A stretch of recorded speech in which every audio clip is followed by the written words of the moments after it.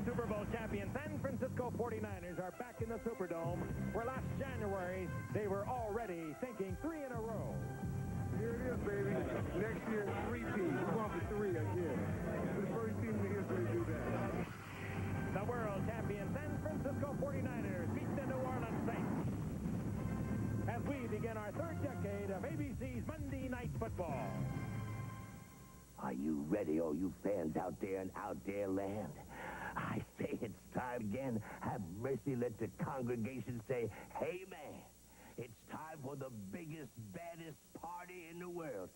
So get on up, turn it up a notch, and get ready to boogie, baby. Ow! We're back. Are you ready? Are you ready? I'm ready. Are you ready for some football? We're ready. A Monday night party. Hey, this is Rockin' Randall Hank. Ready to get the good time started. From the opening kickoff to the grand finale. It's a Super Bowl season on a ABC. Yes, everybody is a fan. This is the biggest party, man. All my rowdy friends across this land. We all got it started. Yeah. Everything is ready. Everything is right. Monday Night Football is coming on tonight.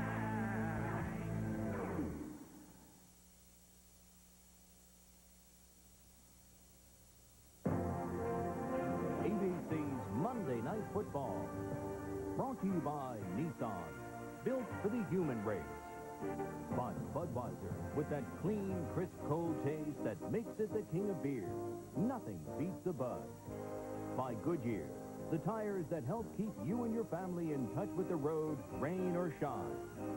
And by Ultra Slim Fast, a delicious, healthy way to lose weight fast. The Superdome in New Orleans, Louisiana. Tonight, a sellout crowd, 69,000 plus, on hand for the New Orleans Saints and the NFL champion San Francisco 49ers. Hello again, everyone. I'm Frank Gifford, along with Al Michaels and Dan Deerdorf. And for all of us here at ABC Sports, we'd like to welcome you to our first telecast of this, our 21st year of bringing you Monday Night Football. You guys ready? I'm ready. I might be too ready.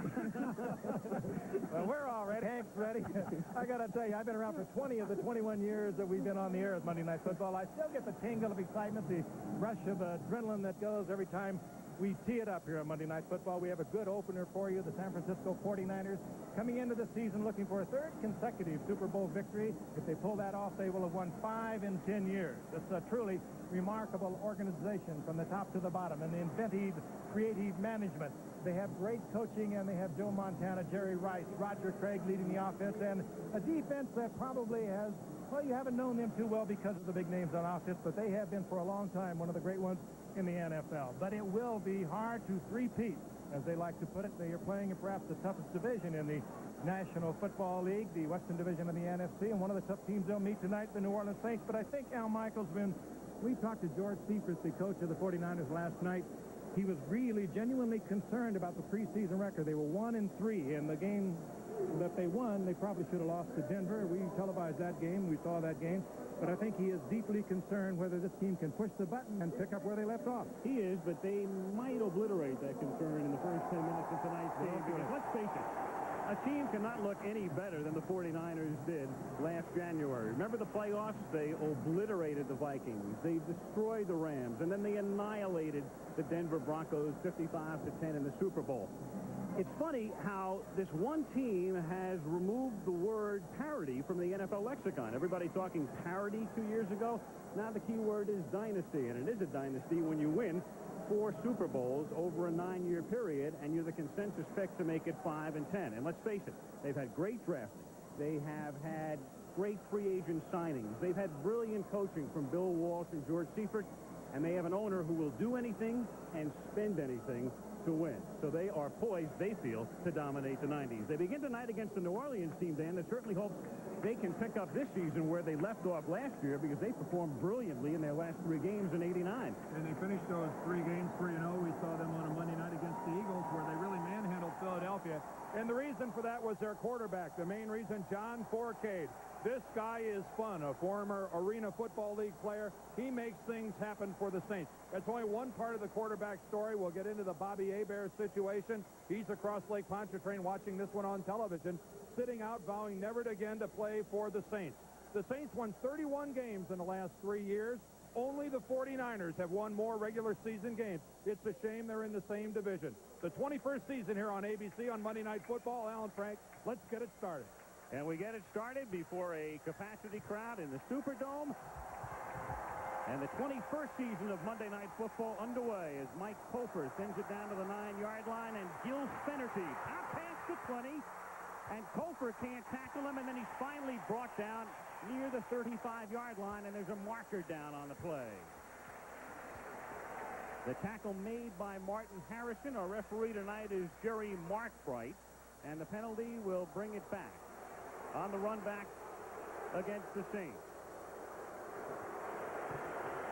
Jim Mora begins his 5th season as the Saints coach. Holding number 92 on the return. First down. Penalty is against Demond Winston. John Forcade, the much-traveled one who guided this team to those 3 wins at the end of last season. And before this night is done, we'll detail the travels of John Forcade out of the University of Mississippi. Hilliard and Hayward in the backfield. Martin and Perriman, the wideouts. Brenner is the tight end. 1st and 10 from the 10. And they begin with Reuben Mays in the starting lineup in the slot. Here's Dalton Hilliard, a great cutback runner, taking it out to the 17. Hilliard coming off his best year. One of the reasons he had a fine year last year, the offensive line. Haverdink, Dombrowski, Hilgenberg, Trapillo, and Stan Brock is the veteran of the group. Brock in his 10th season out of the University of Colorado. Hilliard picked up 8. Just past the 17. It is 2nd and 2.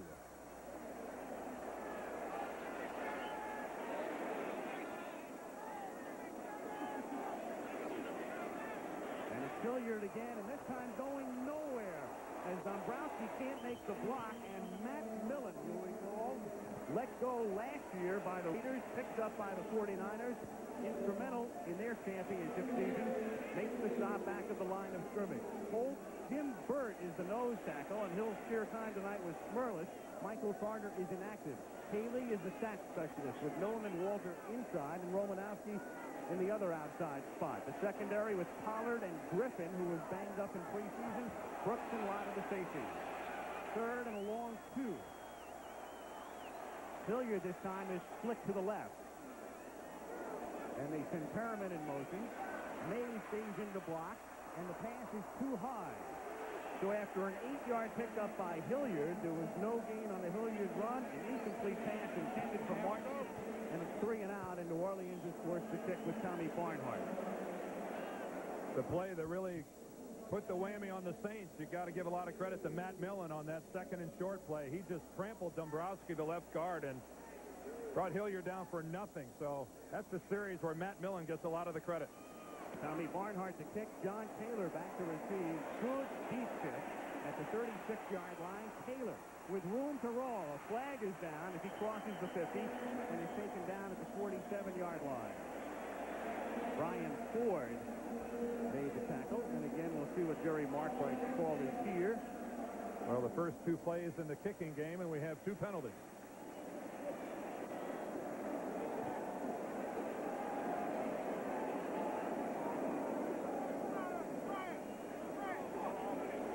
George Seifert waiting for the call. Holding number 26. San Francisco on the return. First down. That's Darryl Pollard. And so instead of taking the ball in New Orleans territory, the 49ers are backed up to the 42-yard line.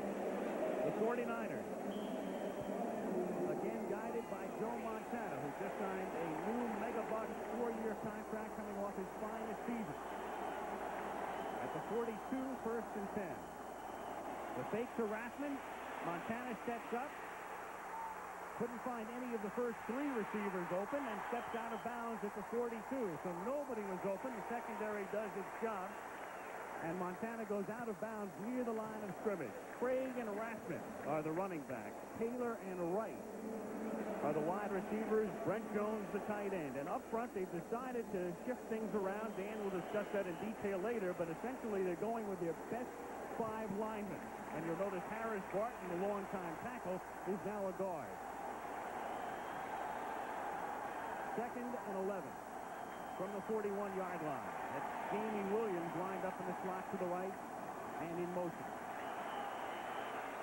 And Montana throws to Jamie Williams, but there's a flag down at the inception of the play. Williams bumped out of bounds at the 47-yard line. I think they're going to say that this was a dead play, and the whistle came before the play. A false start, so this is a no-brainer for the Saints. This is just the automatic 5-yard mark-off. Never happened. And it's so noisy in here at the outset, nobody heard the whistle. Up front now, Martin and Simmons, the two ends, make their first Number NFL 74, start.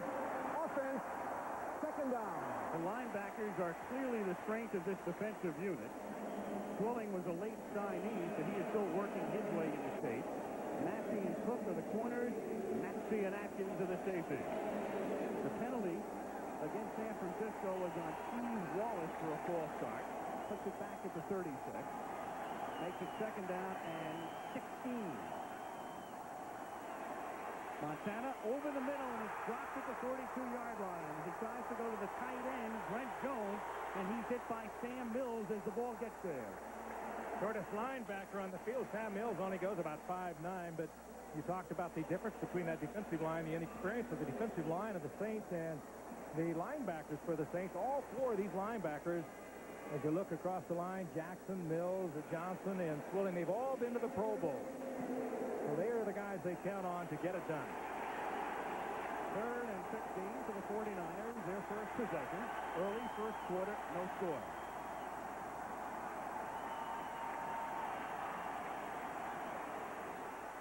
Montana under pressure, throws, and nearly has it kicked off at the 39-yard line. Wayne Martin put the pressure on.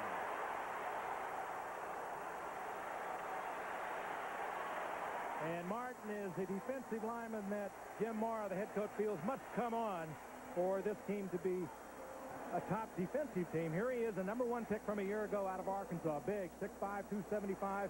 Montana chased out of the pocket and almost picked off. That's really, though, a situation, guys, where if Montana was on rhythm and had a receiver open, he had plenty of time to get rid of the ball. Barry Helton gets the kick away at the low line drive, fumbled at the 28-yard line by Robert Morse, and a pile up at the 32. Keith DeLong is near the bottom of the pile. That's him with the football, and indeed the 49ers take possession. On the fumble by Morse, after the low line drive kick, Morse probably taking his eye off the ball before it got there. Morse striding in full speed to catch this football, and he was very close to a 49er. One would have to question the wisdom of trying to field that ball. It was a wobbly type of kick, and he was sprinting right into it. Perhaps he would have been better advised to just let it go. Another look. We move in close, follow his eyes. Does he take them off? No, he focuses on the ball. All right, he just doesn't handle it. A break for the 49ers from the 32. Here's Roger Craig's first carry of the year, and he is stopped by 4 men in black shirts led by Jim Wilkes, number 94. He's a veteran. He used to play in fact, has spent most of his career outside. Now he's the nose tackle. His 10th year out of San Diego State. Jim Wilkes, the grandfather of this young defensive line. The only one with a regular season start among this defensive line group. And he's got lots of them. 2nd and 9 at the 31-yard line. That's Taylor in motion. He had lined up in the backfield. Flags all over the place, and Montana's back at the 36. Yeah, that kind of swarmy defense, you almost suspect is going to be the holding call. Swilling was in a down position, giving the Saints a 4-man defensive line. But it was really Ricky Jackson coming around from the backside, and then the penetration on the blitz up the middle. The Saints that time just overwhelmed the 49ers on the line of scrimmage. That's been a legitimate concern. Illegal formation foul. Offense. Right. Here's Ricky Jackson. Line of scrimmage. Watch Ricky Jackson. 3rd down. And Sam Mills is going to be coming in from the left. Jackson chases Montana, and he comes right into Sam Mills. But it's Ricky Jackson getting around the corner on Steve Wallace, and then the penetration up the middle by Sam Mills. I think an illegal formation. This is what George Seifert is worrying about. This team has been out of gear all through preseason. We're seeing it again. 3rd and 13 out of a 4-receiver set. Montana knocked down. Intended for Taylor. And Milton Mack back there covering along with Benny Thompson.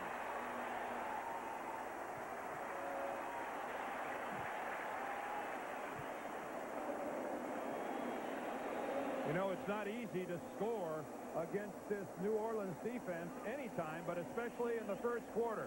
Again, you see the improvisation there by John Taylor, but Milton Mack just stayed right with him. No way would he lose Mack.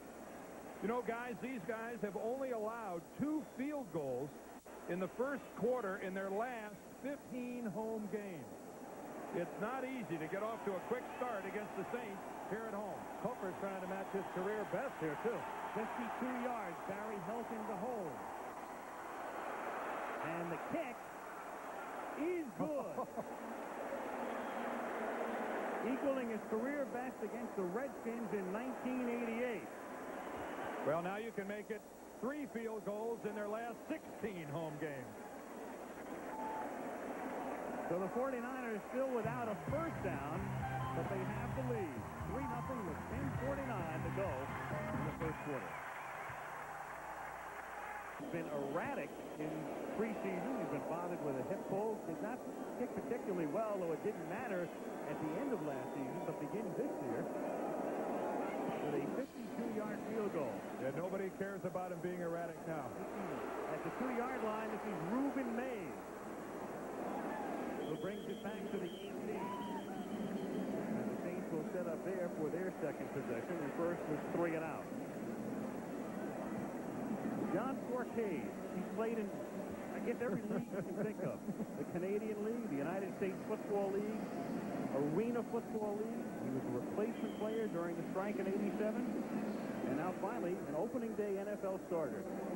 And you asked Tim Mora, the head coach, what does their season depend upon, as you did last night, Al? He didn't even hesitate. This man, John Forcade. Who was thinking about quitting 3 years ago. First and 10 from the 18-yard line, and it's dropped. The pass was right there into the hands of the normally sure-handed Eric Martin, Saints' leading receiver. Let's take a look at a guy who you know has picked up a lot of frequent flyer mileage through the years. John Forcade began his career in Vancouver in '82. Then he was traded to Winnipeg. Then he tried the USFL in Birmingham. Then he went to Memphis in the USFL. On to New York to try out with the Giants in '85. Down here in '86. That didn't work. On to Arena Football in '87. Back here during the strike in '87. And still here today.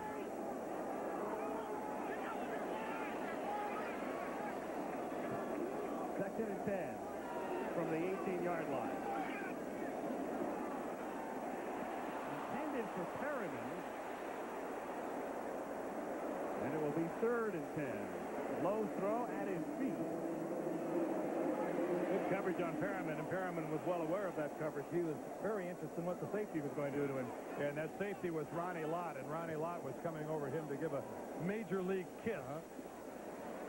Perriman's looked at a lot of tapes, hasn't he? Yes, and Ronnie Lott, it's funny, Ronnie Lott was tracking the destination of the ball more than he was tracking Perriman. Perriman gets out of the way just in time, and actually Don Griffin ends up taking a little shot there. Well, you get a good idea what an intimidating reputation can do for a pass defense. 3rd and 10. We have not had a first down or a completed pass in the game. And still though, Forcade is 0 for 4, and Montana is 0 for 3. And the Saints on their first 2 possessions are 3 and out. I point out that Forcade was hurt last week against Indianapolis, came out of the game. They thought he was really hurt seriously. It turned out to be just a bruised chest. At least that's what he told us last night. But he is certainly wild here in the early going. He was wild last week against Indianapolis. Also 3 of 11, I think it was. And 3 interceptions. Tommy Barnhart for his second punt. John Taylor back to the team. Taylor at the 37. Escapes the first man in the second, but not the third. And the tackle is made by by Benny Thompson out at the 42-yard line. So here comes Montana to guide the 49ers for lead 3-0 early on. The San Francisco 49ers on opening night leading at 3-0 on a 52-yard Mike Cofer field goal.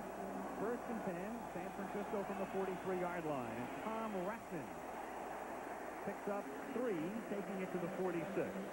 What are the 49ers trying to do this year? Among other things, it could happen in 1990. It could be the first team to win 5 Super Bowls, the first team to win 3 consecutive Super Bowls, first team to win 10 or more games for 8 consecutive years, and the first team to win 12 consecutive road games. Tonight, they seek their 11th consecutive road win, which would tie a record they share with the Chargers. Second and 7. Montana completes his first pass of the season for a first down to Taylor at the New Orleans 44-yard line.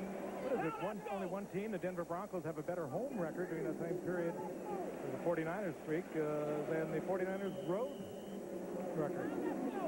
Remarkable. It's an amazing figure as you watch Montana hit Taylor. What Frank is pointing out is that only the Broncos, as a home team, played better than the 49ers played on the road for the whole decade. First and 10 at the 44-yard line with Rathman in motion. Off the fake, going deep, too deep. Intended for Jerry Rice, and Toy Cook was covering on the play. The Niners know where to go. Toy Cook was beaten twice last week by Indianapolis receivers on deep touchdowns. And Indianapolis receivers are not this man, Jerry Rice. But watch the blanket that Cook gives him, but look at the acceleration on Rice.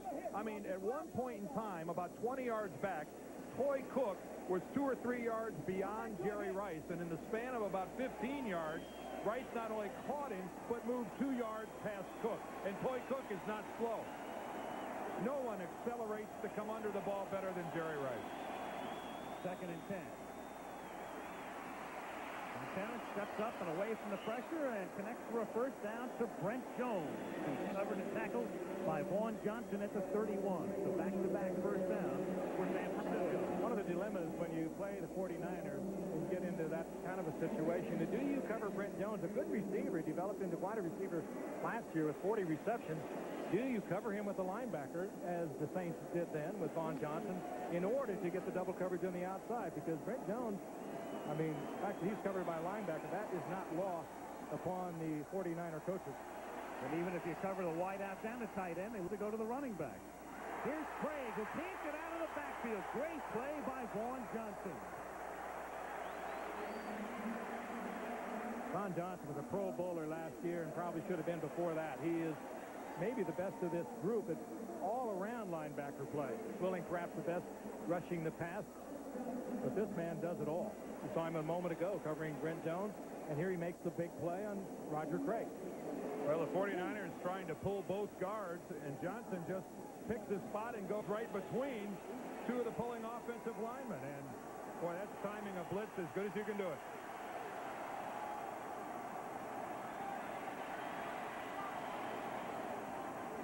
On second and 14, Montana on a short roll hits Rathman, and he's taken down at the 30-yard line, caught from behind by Sam Mills, and it will be 3rd and 9 upcoming.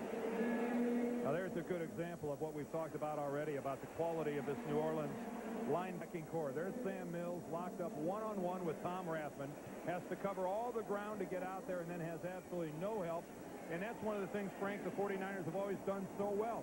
Isolate a guy like Rathman on a linebacker, then he breaks the tackle and picks up extra yardage. 3rd and 9 from the 30.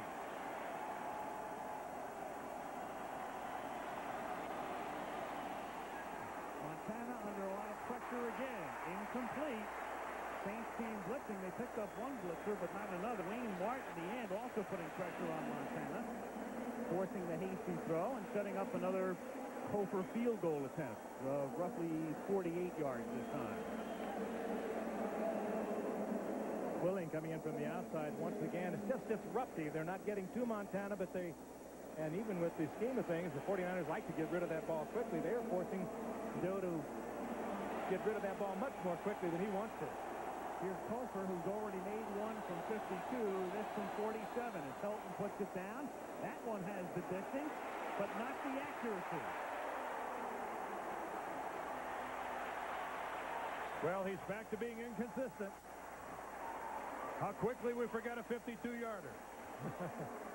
And all in all, the New Orleans Saints kind of dodged a bullet. It's been the 49ers deep in their territory throughout the entire first quarter. And now they get out to their 30-yard line, and they're only down by 3. Missed, just barely missed, a 47-yard field goal attempt, unless the Saints take over at the previous spot, the 30, on 1st and 10. And this is Dalton Hilliard swinging to the outside, and then runs into Ronnie Lott, who pushes him forward for a couple of yards. So Will Hilliard at 5'8", 204 pounds, runs right into Ronnie Lott and takes him for a little ride. Hilliard had the leverage on Ronnie Lott. Ordinarily, he would stop a running back in his tracks. The Hilliard only goes about 5'8", and he just is underneath Ronnie Lott, and nothing Ronnie Lott can do about it. He just takes the ride.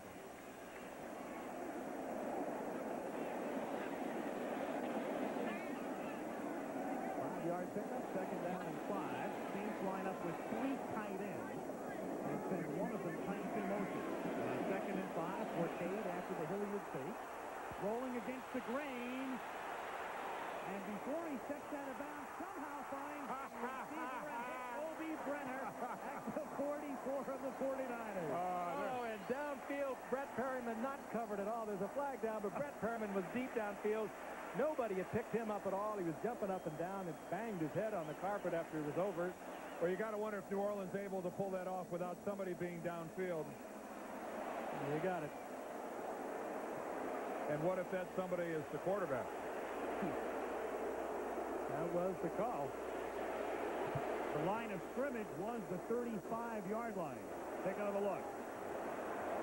Illegal forward pass. Remember, it's the 35. He's still on his feet. And there. Oh, you heard the crowd react. They just got the same look that we got. The line of scrimmage was exactly the 35-yard line. Here's our sideline look. Now remember, well, again, this is a very difficult look. And they are going to review this right now. And again, it's interesting here. They've changed the rule this year. The old rule was it was the ball. They would zero in on the ball to see if the ball was across the line of scrimmage. This year, the NFL has clarified it and said we're going to look at the feet. We're going to take a look at the feet and where they were in relation to the line of scrimmage. Now, what's, I think, confusing that, if Kenny, maybe we could take a look at that again. Look at the ball. The ball is just short. The nose of it is across the 35-yard line. Now let's go ahead and look at Cade's feet. Now you can see clearly his left foot is behind. That's his right. There comes his left. You know, from that angle, and again, keep in mind this camera is ahead of the 35. It looks good. But they did not overrule it. So the penalty stands, and it's 3rd down and 10. And Cade from the shotgun finds Perriman. He has a 1st down. He gets into 49er territory and runs out at the 45-yard line. Well, John Cade just has that magical quality. I don't know how long it will last, but he showed it in the final 3 games of last year, and things happen when number 11 is on the field. That time he found the speed of the receivers. Brett Perryman, the 3rd-year man out of Miami, not big, 5'9", 180. He had a great preseason, did he? Averaging almost 25 yards a catch. And watch him kick in the afterburner right here. Good speed. 25-yard pickup. Saints have it at the San Francisco 45-yard line. 4:45 to go in the quarter. 3-0 49ers. Hilliard on 1st down picks up a very hard 2.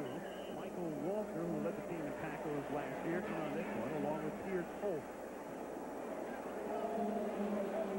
2nd and 8. Well, we open tonight in New Orleans, and we go to the Rockies next Monday. The Kansas City Chiefs, who knocked off Minnesota by 3 yesterday against the Denver Broncos, who try to rebound after their defeat at the hands of the Raiders. So right off the bat, a pretty important game for the Broncos in the early season. First time we've seen Kansas City in a long time. And good look at Christian Okoye, their huge running back. Had a big day yesterday. 2nd and 9. New Orleans at the 44-yard line. Forcade finds the open man. Martin, first down at the 27-yard line. Eric Martin catching the pass for the 42nd consecutive game.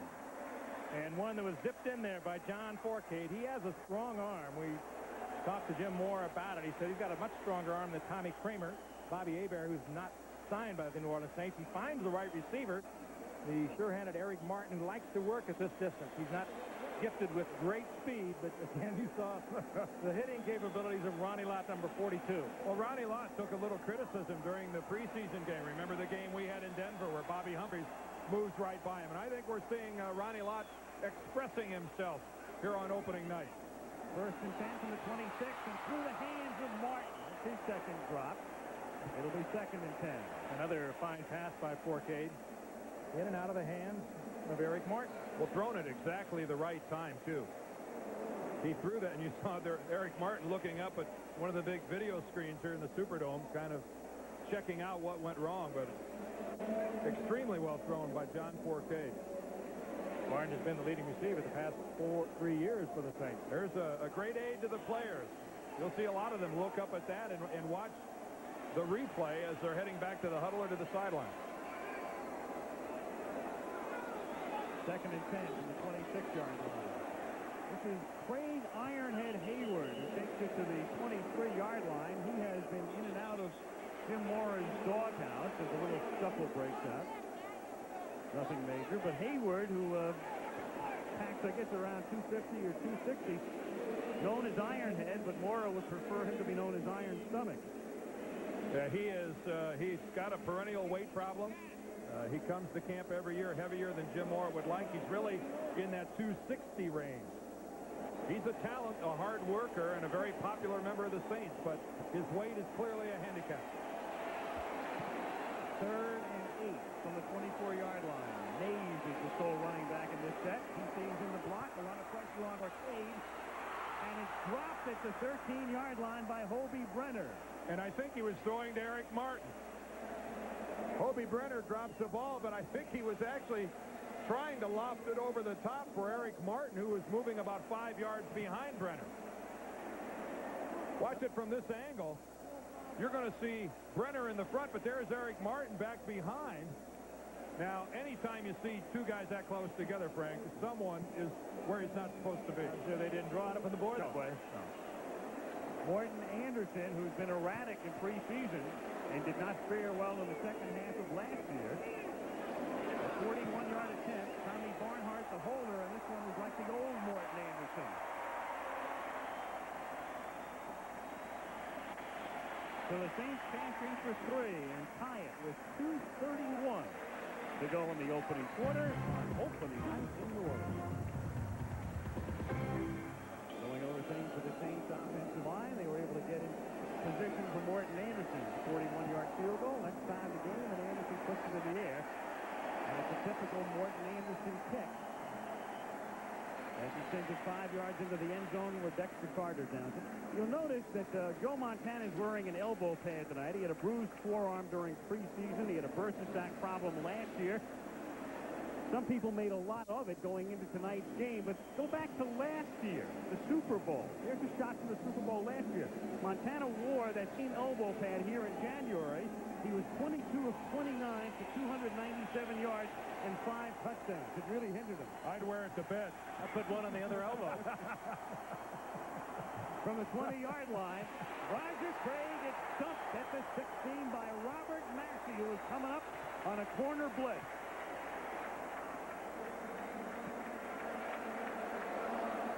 Massey, last year a rookie and one of the few rookies in the league to start every game. He's tough against the run, too. Real forceful player. Here he is, number 40, coming up, making the contact beyond the line of scrimmage, and a real good hit.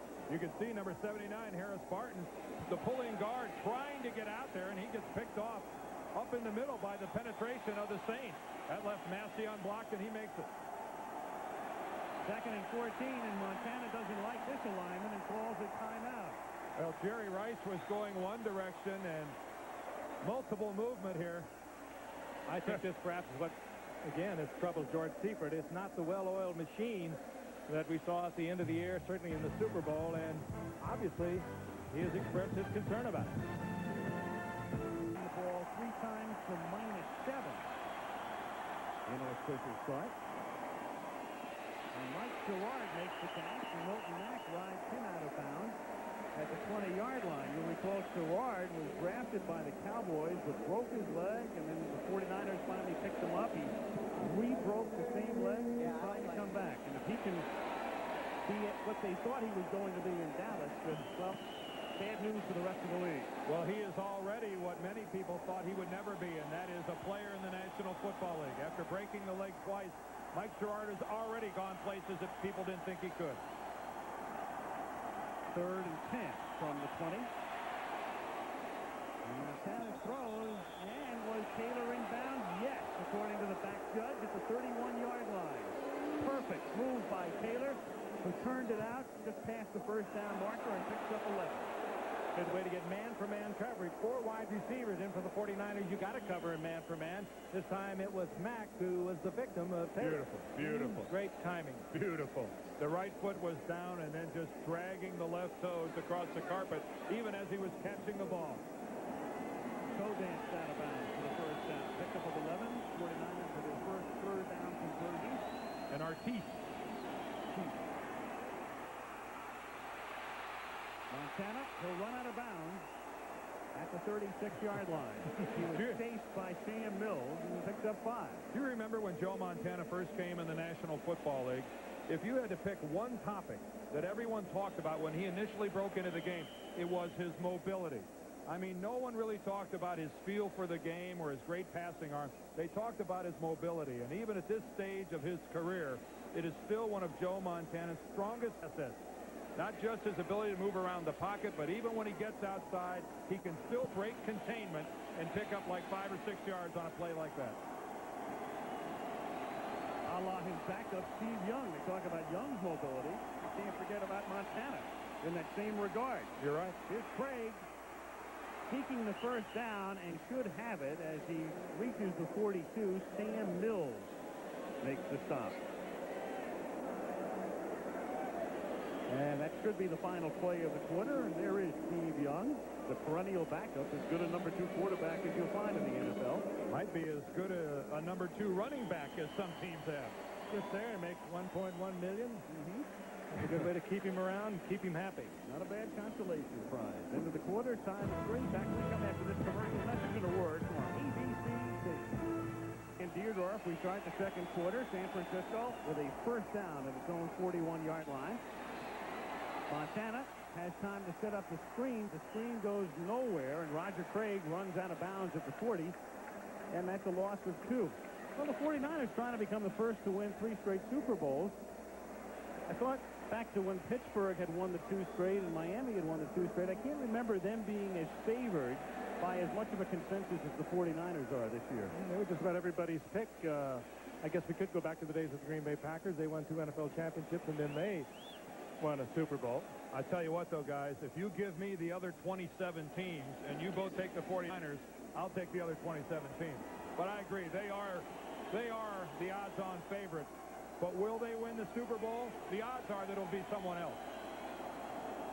2nd and 11 from the 41-yard line as Roger Craig takes it to the 44-yard line. A pickup at 3. Wayne Martin, number 93, in the second year out of Arkansas, in on the stop, and shy of a first down by 8. 3rd and 8. Your numbers for the first 15 minutes.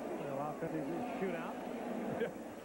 Yeah, big 59 yards there for the Saints. 44 for the 49ers. But the important one for us, it's a tie ball game at the end of 1. You know, the other side of that about who's going to win the Super Bowl and who's not. Are the 49ers the best team in football? By a bunch. Yes. 3rd down, 8 from the 44. And Montana has a first down as he hits Gerard, and his forward progress takes him to the 46-yard line. Catching it in traffic and pushed back but not until he reached the 46 of New Orleans. There's Talk Mike about all the- Sherrard, Frank, doing his Jerry Rice imitation. Well, actually, Jerry Rice says he looked like a mirror of me, but in talking with Joe Montana last night, we mentioned Mike Sherrard, asking how he was coming along, and we talked again about these 2 broken legs, and Montana's eyes just lit up, and he started to describe just visually what kind of a stride he has, what great speed he has, and you could just see him licking his lips to have him in there with Taylor and Jerry Rice. 3 incredible receivers. On the 46-yard line. Craig, flag is down. And Craig is out of bounds at the 43-yard line. Flag thrown by the umpire. We talk about quarterbacks and different quarterbacks, and I remember back to last year opening up a telecast by saying that Joe Montana was the best quarterback who ever played, having the best year that any quarterback ever had. But has any quarterback ever had the weapons Holding at his disposal number 62, offense, first down. that Joe Montana has now? I mean, when you look at Rice and Taylor and Wilson and Sherrard as receivers, but then on top of it, yeah, take a look at this. I mean, just look at some of the weapons. There's Guy McIntyre right here, the left guard. Let's go ahead and take a look at this. And then when you factor in Rathman and Craig as receivers. John McVay's a good football man, but it's nice to have an owner. When you tell him you want something, he'll tell you to go out and get it. And that's what they've done. McIntyre, that time holding Turnbull, puts it back to the 44-yard line. It's 1st and 20. And the play clock ran down to 0. So a delay of game penalty against the 49ers, and will make it 1st and 25. And again, this year, remember last year after the whistle was blown, they had started at 30. Now they started at 25. Well, they've had illegal formations. They've blown the clock. They've had the wrong players on the field. You have a very unhappy second-year coach there in George Seifert. And they don't waste any time getting it started. It's going to be down under 10 by the time the 49ers break this huddle. But this is the stuff, Dan, you get used to in preseason, and the 49ers haven't. 1st and 25. Montana's going to go again. I mean, to get out of there. They were very leisurely going about their business back in the huddle. A double mess-up. And they've used 2 of their 3 timeouts with 12:04 yet to play in the half. Tonight football is being brought to you by Cadillac Motor Car Company. Discover why the only way to travel is Cadillac style. And by Bud Light. Everything else is just the light. After the timeout and the penalties, it is 1st and 25 for the 49ers. And from the 39-yard line, here's Rathman for a gain of 6 and tackled out at the 45-yard line by the safety Gene Atkins in the corner, Troy Cook. Again, we see a 49er back come out of the backfield and not break a tackle, and it's not because Tom Rathman is doing anything wrong. This is the game plan that you must employ against the San Francisco 49ers. The guy who gets the first shot at a back coming out of there has got to make the tackle. It's such a critical part of the 49ers game plan to have that guy get away. Now New Orleans calls a timeout without the proper defensive people on the field on an upcoming 2nd and 19. So this has the look of a preseason team. It does. Timeouts left and right. We'll take a timeout as well. 2nd down and 19. Jerry Rice, the 4-time Pro Bowler, has yet to catch a pass tonight. As Montana retreats on 2nd and 19, and can't get it away. Sacked for the 3rd time at the 39-yard line, and Ronaldo Turnbull, the #1 draft choice from West Virginia. And Ronaldo Turnbull, you talk about getting under the pads. Take a look at this bull rush against the right guard, Harris Barton.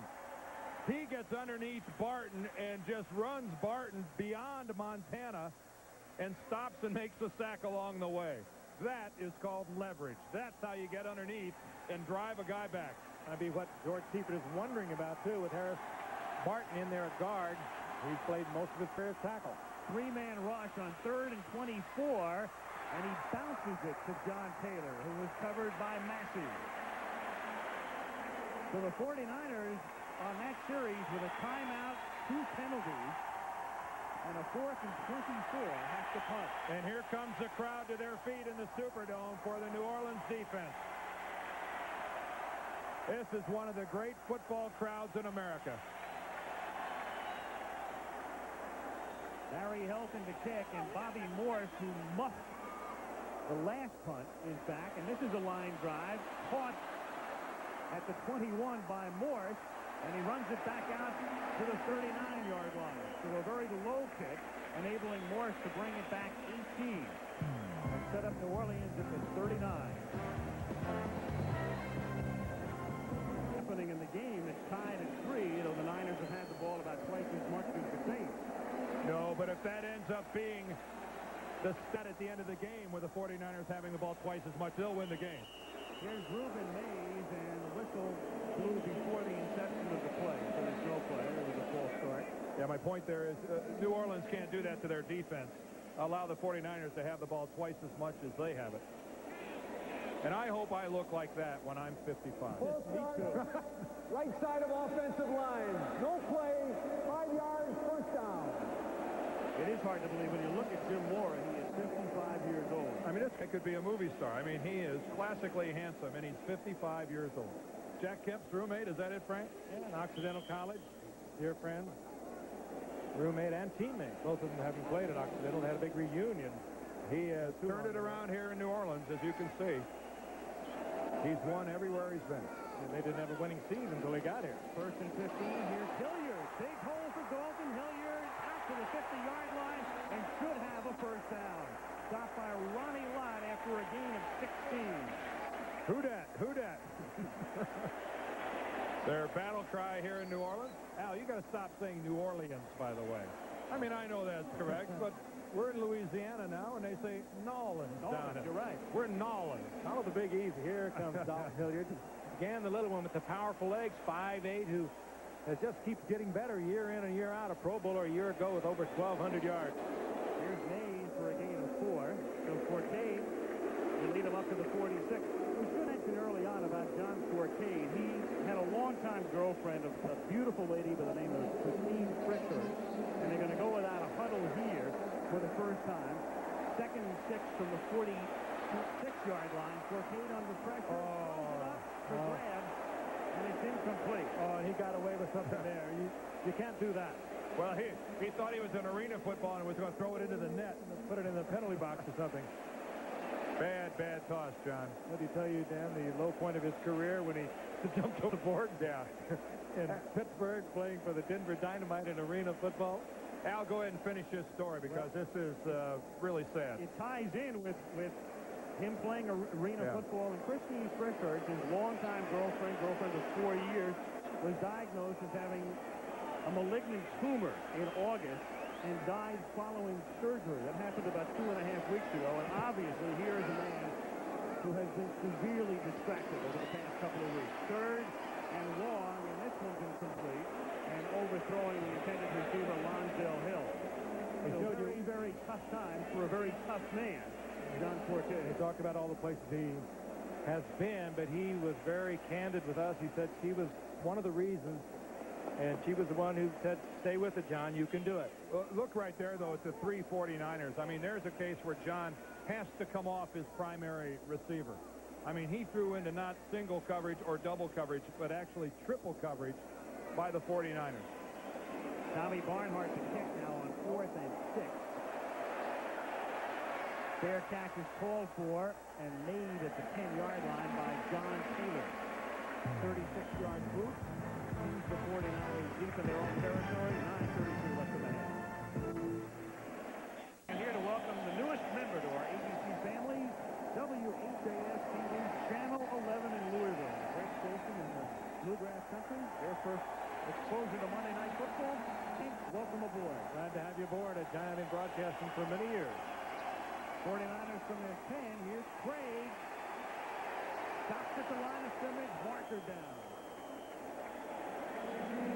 Mackey came up to hit him first. Back judge makes the call. Jerry Markwright's our referee. Back judge is Doug Toole, holding against San Francisco. There's Harris Barton, number 79, coming out front. Tom Rathman. A good job by Rathman of slipping one guy and then getting out into Robert Massey. I'm not sure who got flagged for the hold, but Jerry will tell us. Holding number 84, offense. Half the distance, first down. Well, Brent Jones, the tight end, the guy that drew the flag. Forcade going over things with Tommy Kramer. That's right, the longtime Viking quarterback. Let's go by Minnesota. Signing on here. 1st and 15.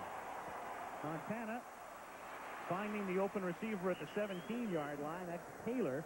And he works his way out to the 19, so they pick up most of it. And it'll be 2nd and 1.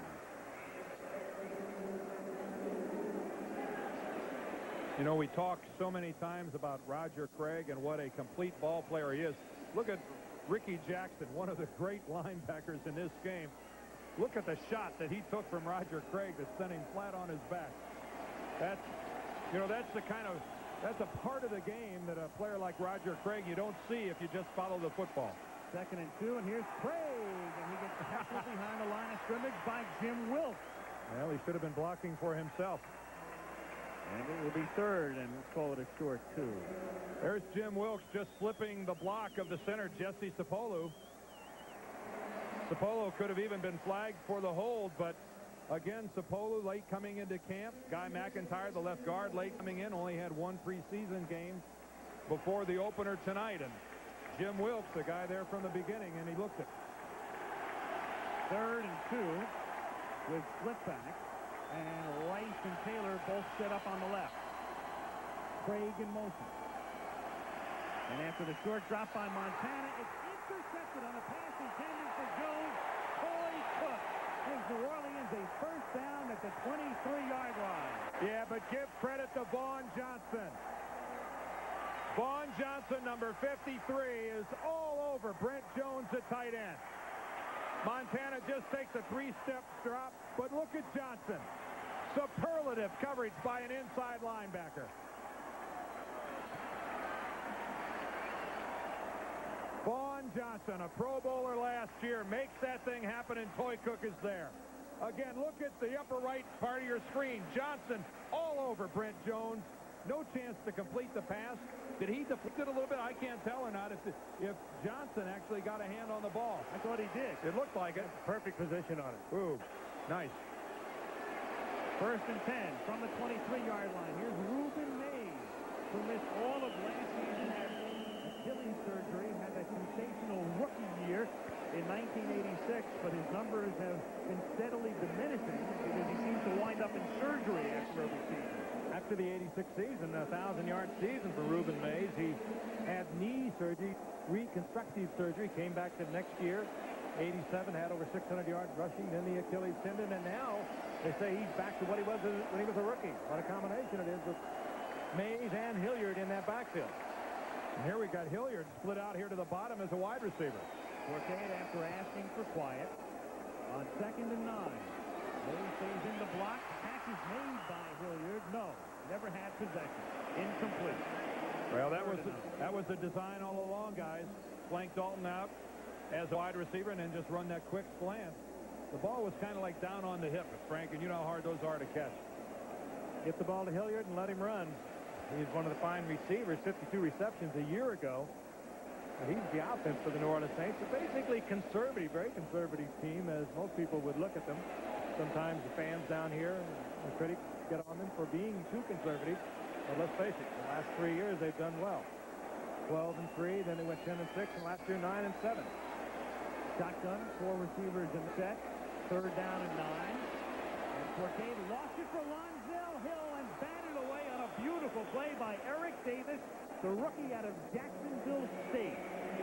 3rd round pick, backs it away. Well, as good as the coverage by Vaughn Johnson to set up the interception, Eric Davis turns in the same kind of coverage again.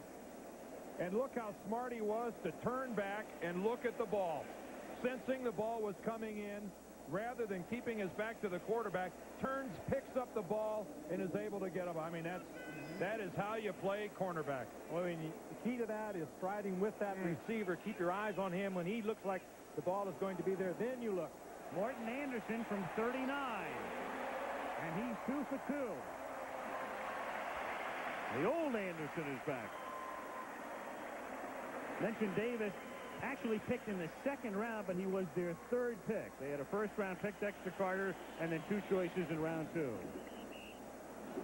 Anderson splits the upright from 39. New Orleans has the lead. 6:54 to go in the half. The good old Bob. We're speechless, all of us. It works. Skinny coaches. More time. More time. Back deep to receive Spencer Tillman and Dexter Carter with Morton Anderson to kick off for the Saints. 6:54 remaining, first half. This is Dexter Carter, their #1 draft choice.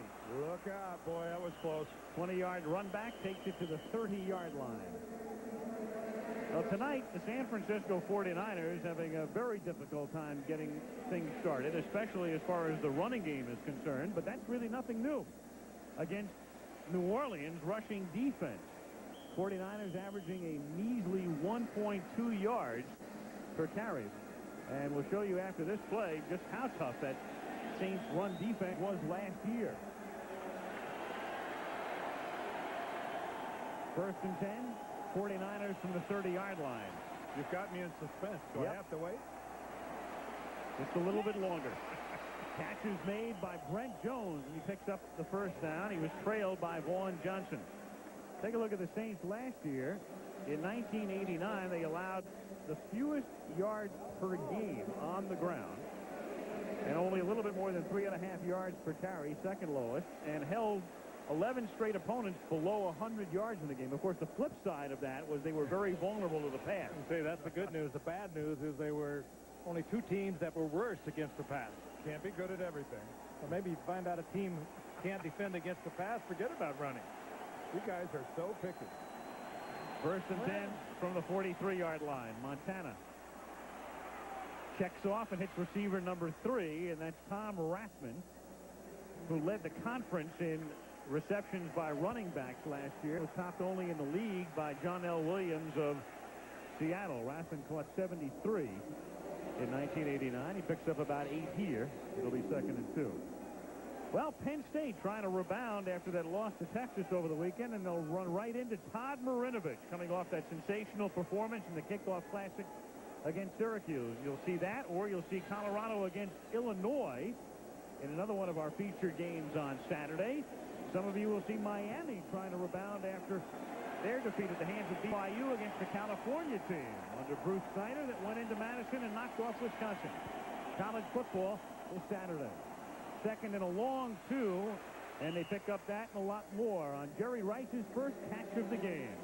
And of the year, of course, as Troy Cook provides the coverage. Hard to believe with 5 minutes remaining in the first half. First reception for Jerry Rice, who caught 82 a year ago, 72 touchdowns. And look at the respect that Troy Cook gives Jerry Rice.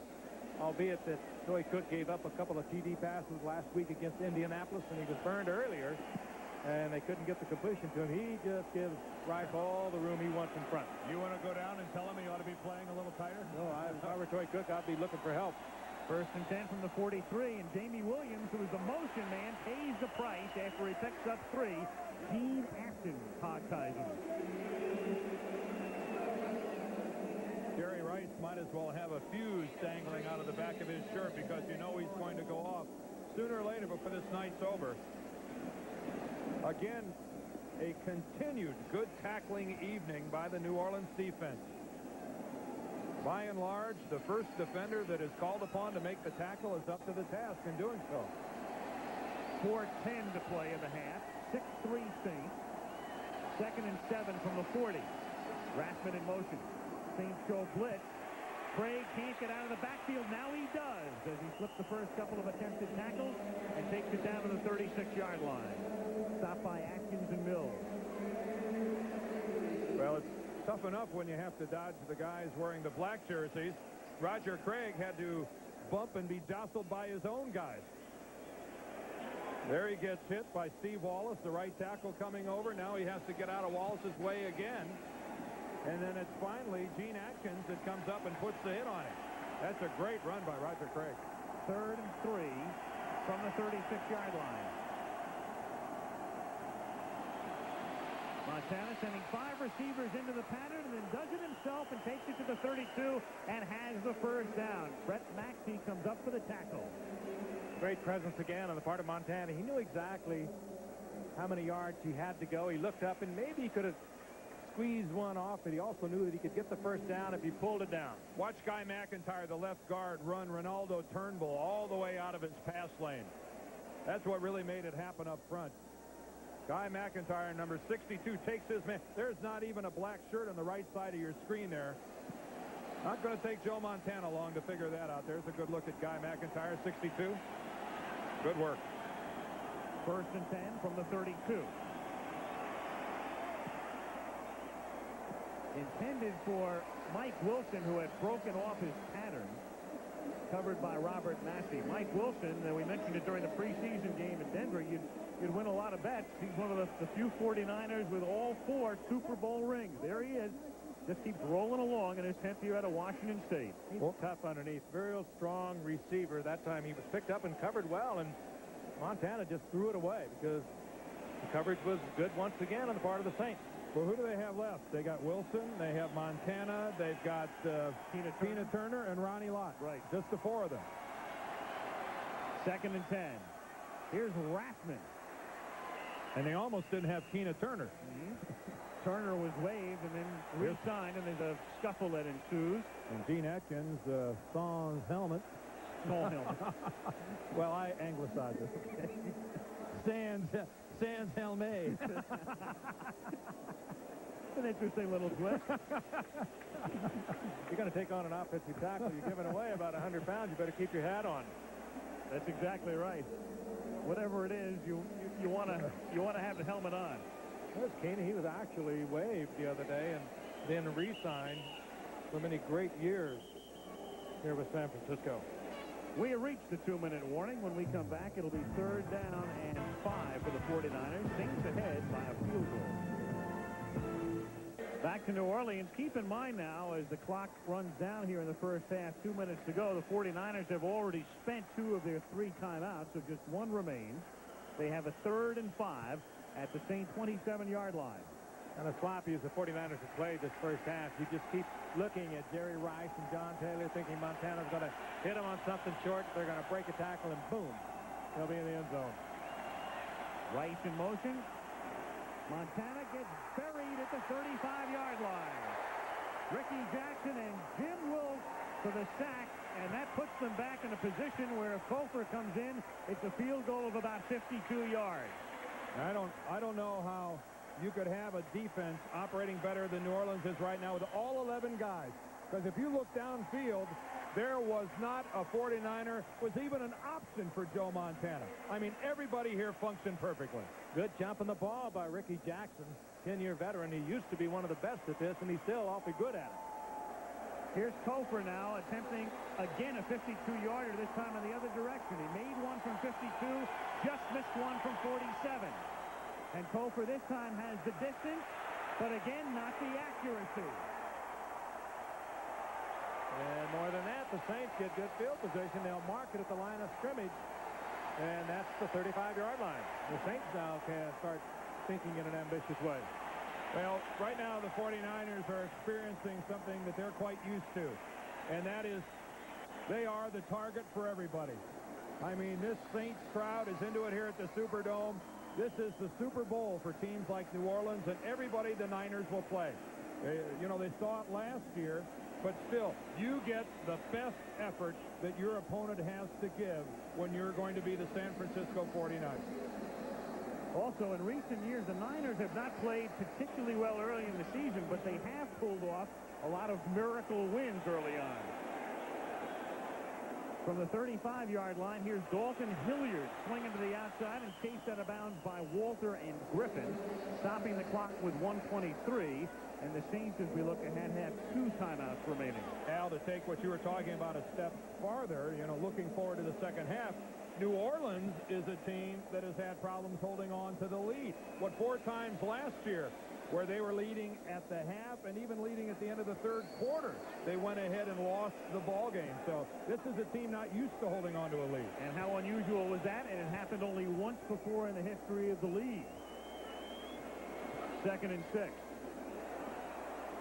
The open man over the middle is number 80, Brett Perriman, who makes the catch, and then Ronnie Lott buries him at the 48-yard line. First down. He gave him a knee in the head after he was down, too. But again, with that missed field goal and the line of scrimmage being the 35-yard line, the Saints could take the ball upfield. You think Ronnie Lott is a competitor? I mean, watch what he does to Perriman, even after Perriman's down.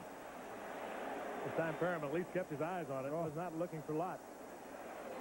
That's a mistake. 48 seconds remaining. Again, the catch is made by Perriman, but there's nowhere to go as he is blanketed as he makes the catch by Darryl Pollard. And the Saints now stop the clock. So they use a timeout. They have one more remaining, and we have 44 ticks left in the half. I think there's a good example, guys, of where greatness infects everyone around you. I mean, there is Darryl Pollard coming up and making a Ronnie Lott type hit on the coverage. I mean, you cannot play with a man like this, with Ronnie Lott, anywhere in your immediate vicinity and not have his style of play rub off. Great players make other people around them play better than they really are. Here was a moment ago you were talking about. There's Perriman keeping his eyes on the football, but he had to know that this man, number 42, was going to be around. And there's a little extra. With no respect for his body, Lott just hurls it around. He also is a leading interceptor all time for these 49ers. No respect for Perriman's body. I was going to say no respect. At all. Let's just say no respect. But you're right, it is infected. 2nd and 8. Perriman still in one piece. Split off to the left. And Corcade throws. The catch made by Martin. Breaks the tackle at the 31. Whoa! Then goes down at the 34 and loses the ball, but the play stands. Waymer made the hit, the former Saint. Now playing in the 49ers secondary. Again, the Saints with that one timeout left. The clock is down to 20 seconds on first down. And Corcade will go out of bounds to stop it with 15 seconds. Did you see, guys, the last play, Joel Hilgenberg fly downfield and give Ronnie Lott a little welcome back? The game within the game. The game within the game.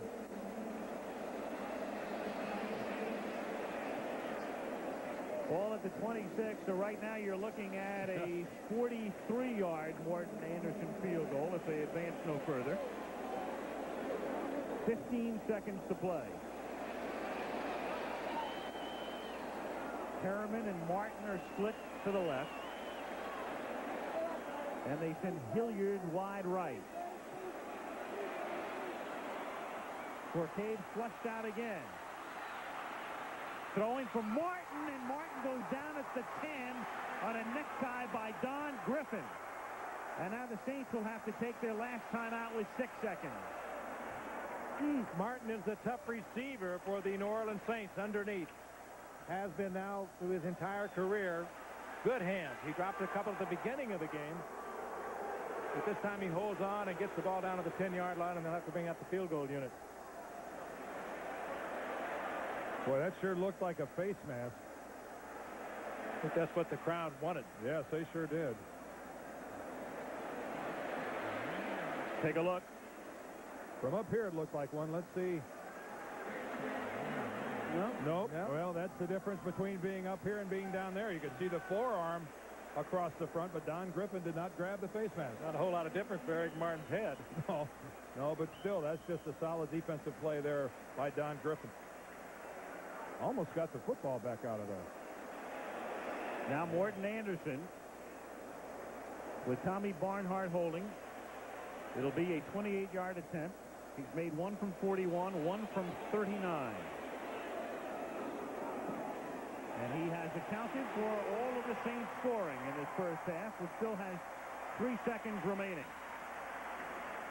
They were concerned about Anderson because he didn't function that well in the second half of last season.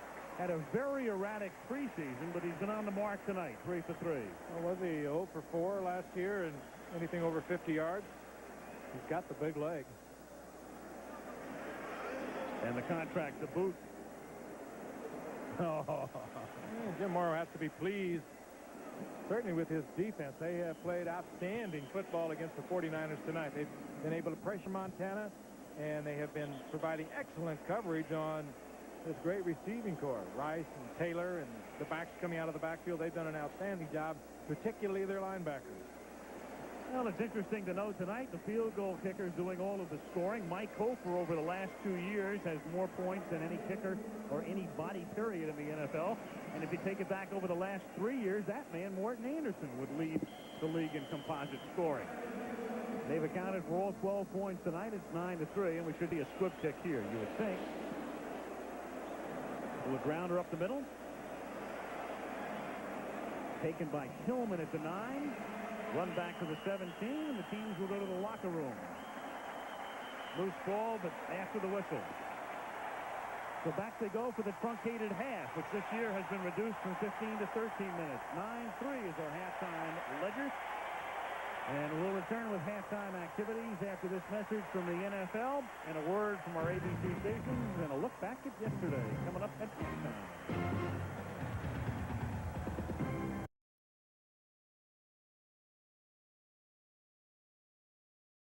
From the 1 out to the 11-yard line. Great kick coverage by the Saints. Benny Compton is down there, number 37, to make the tackle, and the Niners are backed up deep, and there are the numbers for the first half.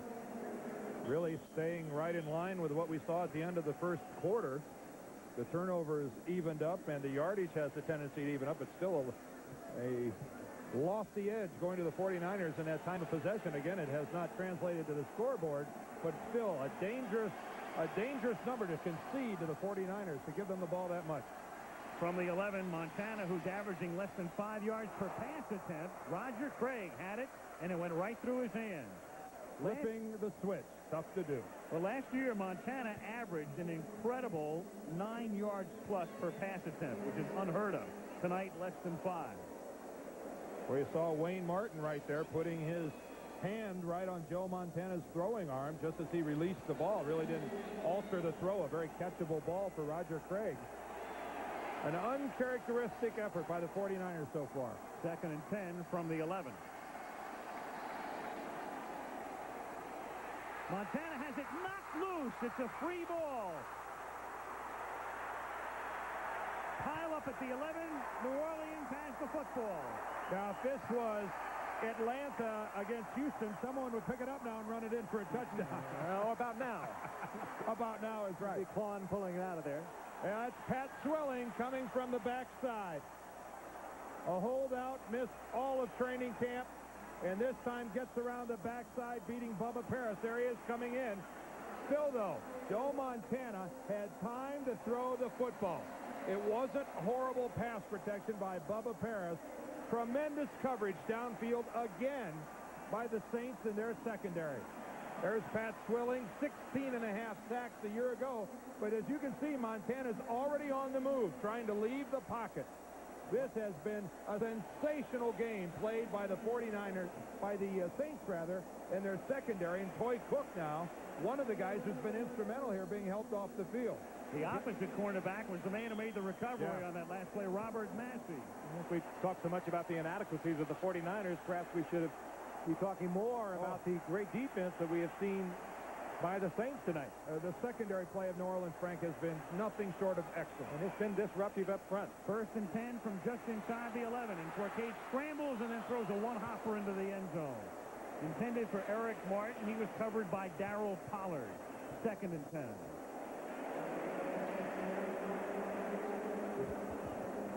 That time the 49ers provided their own good coverage. Here's Eric Martin. And when you are down this close to the end zone, you got to be in there on top of your receiver. This is a good recovery on the part of Darryl Pollard to get back into it. 4K just, his reaction really is one against himself. He knew that he should have released that a little earlier. 2nd and 10. They can get a first down without getting the touchdown. They send Mays in motion. And Forte takes a timeout. The play clock was down to 5.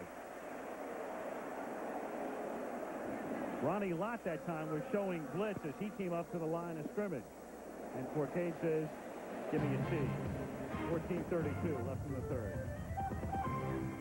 49ers, he had a lot better time the last time he was here. The last time he was in New Orleans, 55-10 was the final score over Denver. Tonight, he's a little bit worried. Probably more than a little worried.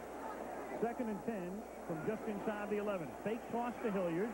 Forcade buys time, lost one into the end zone, and it is picked off by Pollard, but he's out of bounds. Oh, he is? That's what the back judge says. Yeah, won't this warrant another look? It will. Boy, it looked to me like his body was in bounds by a bunch. Well, let's take a look at it from ground level in the back corner of the end zone. This ought to give us a sensational look at it. Now watch Darryl Pollard, number 26. There he has the ball. Oh, what are you guys talking about? Oh, that's an interception.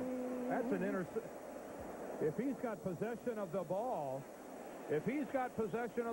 now that might be what's at question here, because I think the feet were in bounds. Did he have control of the ball up against his body, Al? When you see it again, think of him as a receiver, because the same principle applies. All right, here's another look. Let's just concentrate on the ball. But the knee's down. It looks to me like the rest. Did his elbow hit out of bounds before the knee hit? And again, keep in mind here, as they review it, you've got the 2-minute rule. You have 120 seconds upstairs to make a decision. All right, now let's look. There's the right down. Let's watch in the left knee. Does the knee hit before the elbow? Does the knee hit before the elbow? Yep, it does. Sure does. That's an interception. That's an interception. Sensational look, guys. Sensational look. Mark Wright is waiting for Bob Beeks upstairs to make the call. That clock is ticking down. They cannot hear us. Which is, a real negative, I think. Well, you never know. But run over there, Dan. Have a word with them. I mean, how do you expect them to get it right? I point that out so that people don't think that we can have an effect on what they are seeing and the ultimate disposition here. Well, again, it has to be conclusive evidence to overturn the call on the field. In my humble estimation, I think this is conclusive evidence. He's got control. He's tucking it away in the left arm. There's left foot. Look at the right knee. Right knee. It hits before the elbow. There. Down. No question. No question. That's an INT, guys. That's an interception. No question. Well, it's time, folks. I know that 2 minutes has elapsed. I would think they've gone past the 2-minute mark at this point.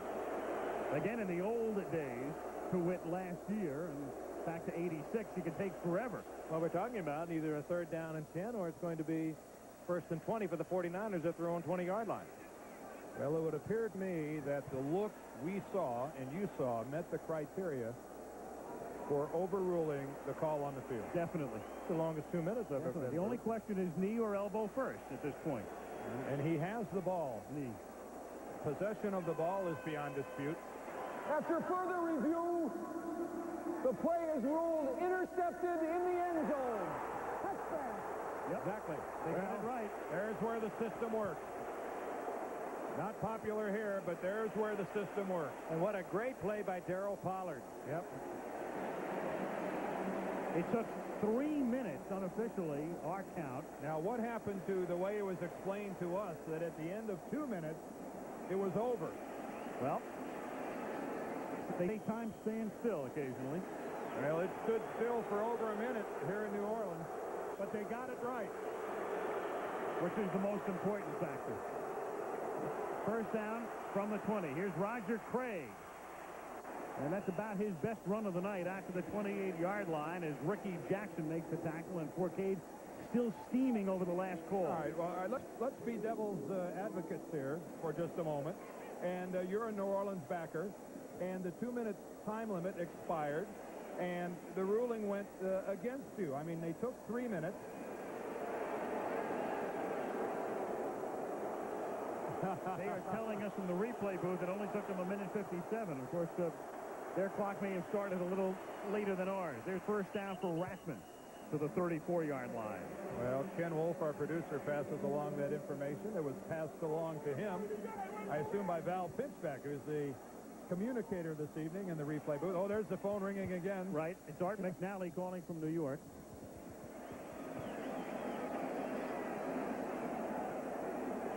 They say they start the clock when they page the field. In other words, from upstairs, they page the field and say, we're going to take a look at it. So it's not from the end of the preceding play. From the 34, here's Craig again. For the first time tonight, the 49er running game shows some semblance of what we've come to expect. Robert Massey makes the tackle. Well, we can fine-tune how long the time took, but there's no question that the system did function and function properly. And Darryl Pollard was rewarded with what he deserved, an excellent interception. 2nd and 3, San Francisco at the 41. Saints lead by 6. 12:45 to go in the third quarter. And Montana has a first down as he goes to Jamie Williams, the tight end. And here comes flag. Yep, Rathman got involved in that one, and Gene Atkins came up. Well, this was a question of both offensive players for San Francisco trying to pick off a Saint, and Saints coming in and flying into the huddle late. Now, Atkins did come in and deliver a shot right to the kidneys. Personal foul, unnecessary roughness on number 28. Defense, 15 yards, first down. I mean, he did come in and put a great shot on the kidneys. But then again, if a guy is stood up fighting for yardage and the whistle hasn't blown. All right, watch the upper left-hand side. There he is. Oh, that's Atkins coming up and dropping Rathman. Pretty good look. Well, Atkins with a reputation for aggressiveness and the big hit through the years. From the 37-yard line, Roger Craig can't turn the corner as Swilling and Cook come up to stop him. They move Atkins to free safety this year, probably to take advantage of the fact that he is a heavy hitter. He plays the same position as Ronnie Lott. Last year, he was working over the strong safety. He gets a little more freedom there, and that time it cost the Saints as he just took a free shot at Rathman and got picked off for it.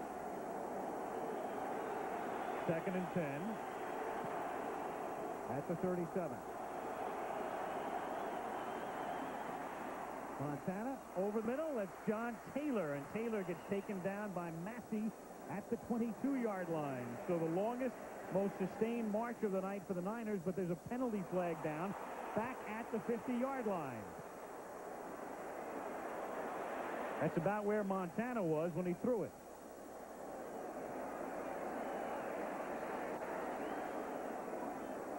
Jerry Markbright, our referee. Personal foul. Head slap, number 97, defense, 15 yards, first down. The rookie, Ronaldo Turnbull.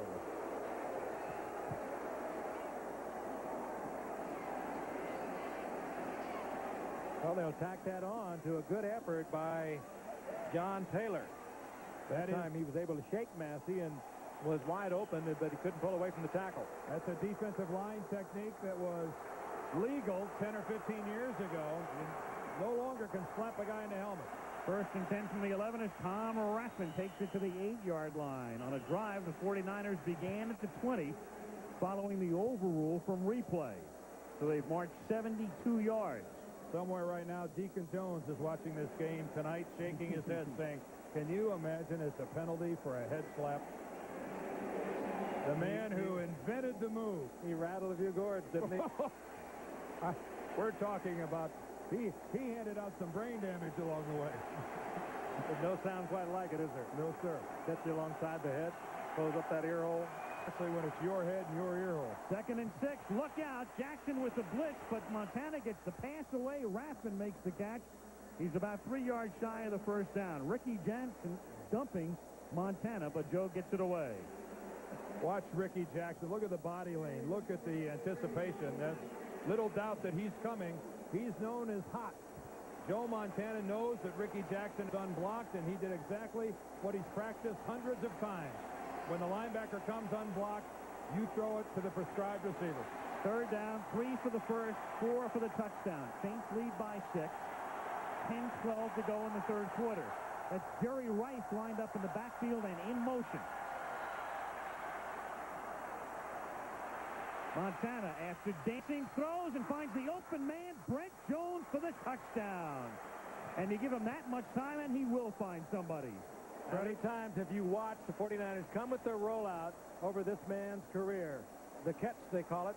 The one to Dwight Clark back in the early 80s. This time he rolls out, and nobody buys time like Joe Montana. He waits, he waits, he waits, moves around, finally looks over, finds Jones, and Jones is wide open. Well, there's where the New Orleans Saints paid the price. They have had success tonight coming with the blitz and pressuring Joe Montana. That time they drop 8, only come with their 3 down linemen, and they don't get off the line of scrimmage. 49ers trying to take the lead and do on the extra point by Kofor. That's the game's first touchdown, and it comes following the replay overrule and ensuing 80-yard drive by the 49ers. And with the penalty, the major penalty with a slap against the head, it wasn't pretty, but it put 7 on the board as Montana dances around till he finds that open receiver.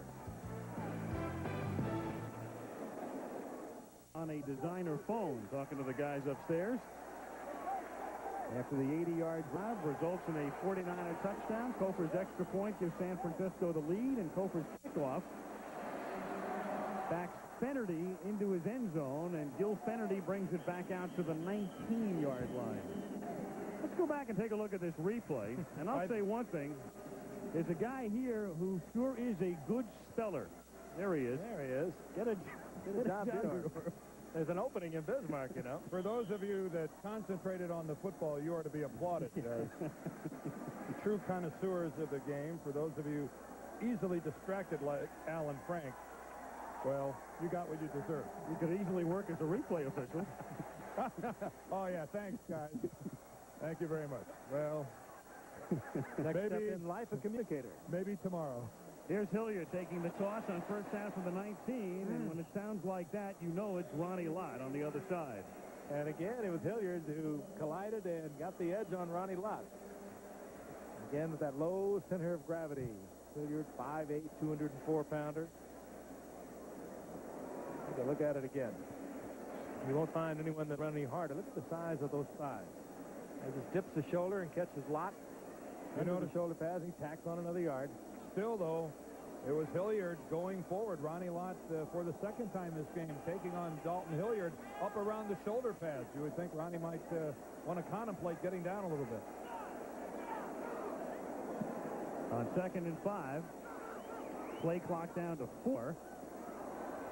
And Forte goes deep for Perryman, who's out in front, but knocked away at the last moment by Darryl Pollard, who made that interception that has turned the game around and now makes a great defensive play to cost New Orleans what was clearly going to be about a 50-yard pickup. He turned into a superb defensive back. He played Tim McClure last year. Now, look, if Perryman has the inside on him, and Forcade led that to the inside, we might have had a different story, but Pollard was right there. And Perryman hurt himself at the conclusion of the play. Brett Perryman, trying to make an adjustment to the ball, ends up being injured, and he has not moved. He's still down at about the 20, just now getting up and working his way back to the New Orleans bench. So that ball led to the inside with 6 points. Yeah, looked like it might be a cramp that was moving around. On 3rd and 5, they get the first down on a pass caught by Eric Martin, who's tackled by Eric Davis at the 40-yard line. 8:45 to go in the 3rd. And there is Perriman. And when you see a guy with his legs stretched out like that, more often than not, you're talking about a cramp, and that's good news. Eric Martin holds onto the ball. Watch the shot he takes in the back. Ooh. Better him than me. Again, Eric Davis, the hittee. Here's Hilliard. The hitter. Hayward. Taken down up at the 44-yard line after a pickup of about 4. You know who hasn't been a big factor in this game is Charles Haley. Right. Effectively handled up front. Haven't given him a call tonight. Haley, of course, coming in late to training camp, just reported the other day, said he had been working out while he was holding out, but he has not been the usual obvious 49er defensive player that we usually see when we watch them. You got to credit Stan Brock, number 67, the right tackle of New Orleans. Yet they move him around a lot. And they want to move him over to the right side for a pass rush. They do that also. Yep. 2nd and 6 from just outside the 43.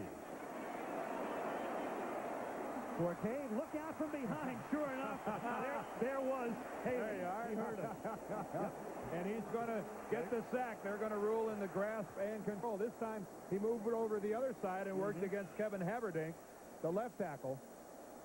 But this is a sack that Charles Haley gets, even though he arrived at the quarterback about 6 seconds after the play. He came from the right side. He ordinarily lines up left linebacker, but he comes from the right side equally as well.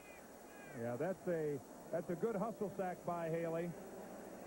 But again, Forcade had more than enough time to throw the ball, and I win the timing award. Yep, you sure do. Now, you haven't won the lottery in a long time, right? Yeah. And it appears I never will, even though I need to get a job.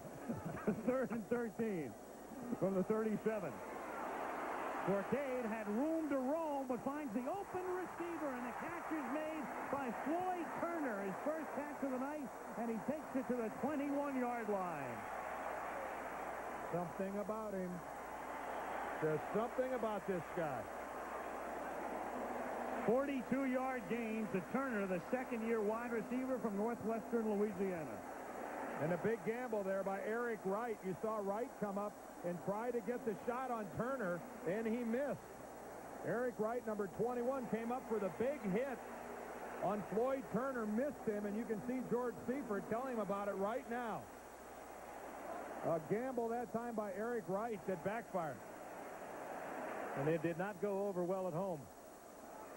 George Seifert, principally the defensive coach of these 49ers. He knows what each and every man out there should be First doing. down, Hilliard gets away from Brooks.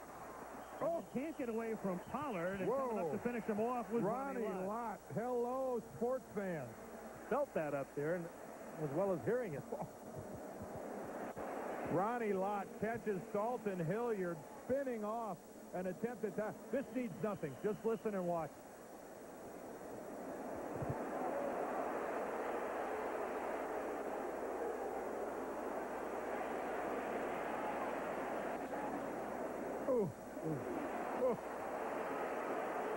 Again, Ronnie Lott coming from the right. You think they don't earn it? Oh, man. And Dalton Hilliard is not the same. 3 hard-earned yards, to put it mildly. 2nd and 7. And the whistle, because the clock, I believe, had expired. Jerry Markwright says no, it was... Yeah, I guess it was. Number 74. It not only had expired, but Haverdink had started before the play as well. Haverdink must have had his eye on the clock. He said, we got to get this thing off. I think he might have had his eye on Charles Haley, too.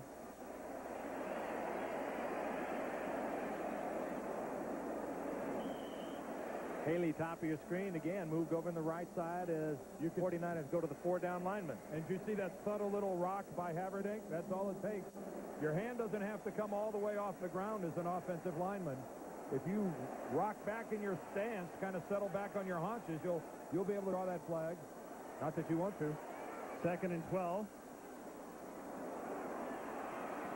Forcade, little dump off to Dalton Hilliard, and a great tackle made by Matt Millen, tripping him up. Matt, let go by the Raiders last year, and that's the type of thing the 49ers have become noted for, to go out and find that veteran in the middle of the season to come in and do a specific job. Jim Byrd is another one last year. It was strange with Matt Millen, though, Al, because the year before he'd been a Pro Bowl linebacker for the Raiders, and they cut him late in the season and picked up by the 49ers, and then when Farnhorst went down in October, he stepped in. He's been a starter ever since. It's more than that, a very inspirational player. He brings fire to the game. 3rd and 12.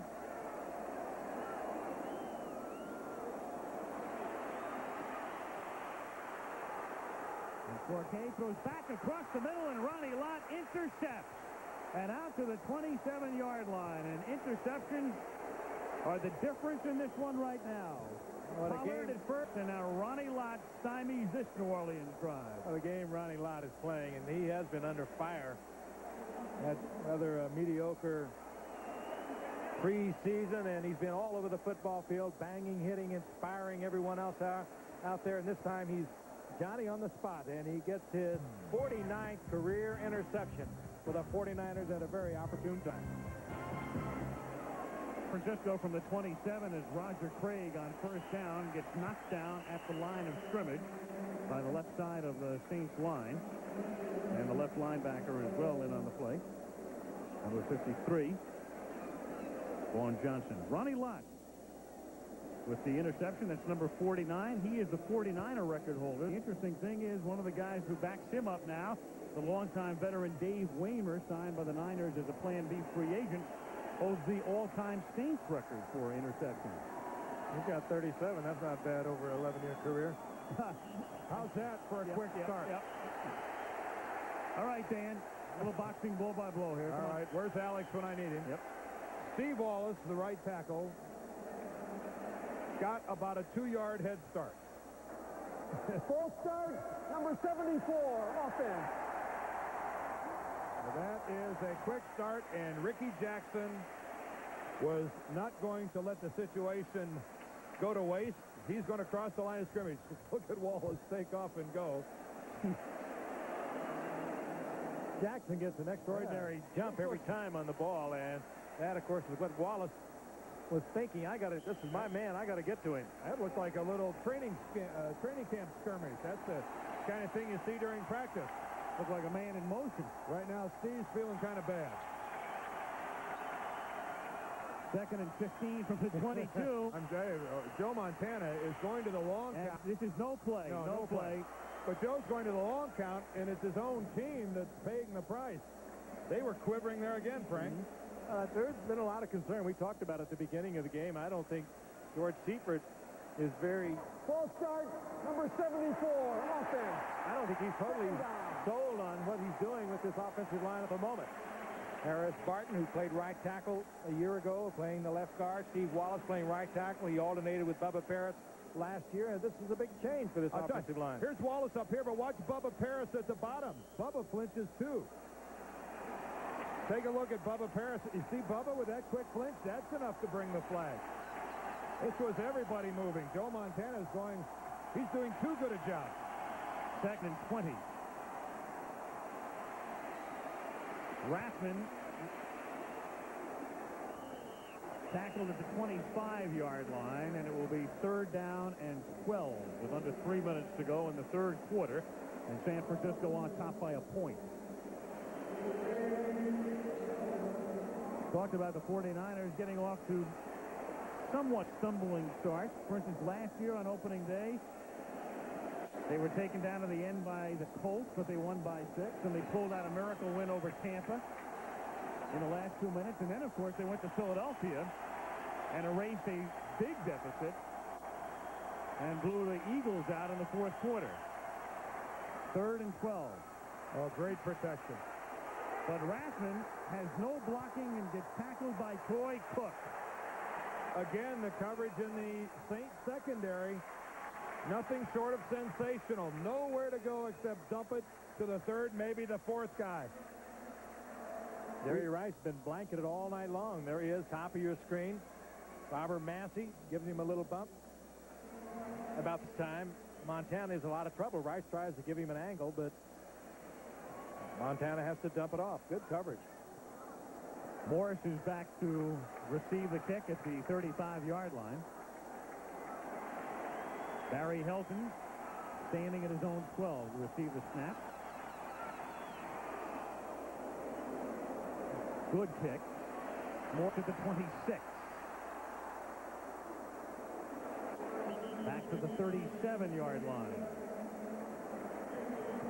Tackled by Martin Harrison. New Orleans ball with 1:24 to go in the 3rd quarter. 10-9 San Fran.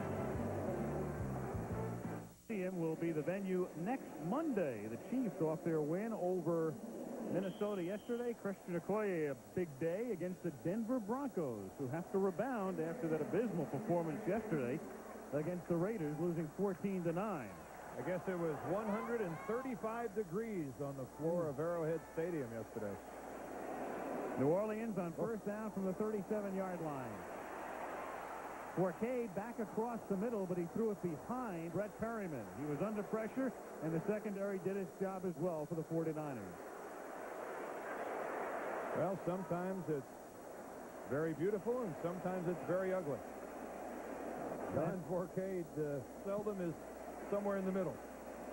Well, the last two drives have ended in very ugly fashion for the Saints. The key play in the game right now is the interception by Pollard in the end zone when the Saints were driving up by 6, looking to go up by 9 at least, or maybe 13, and instead the Niners with the interception and the ensuing touchdown mark.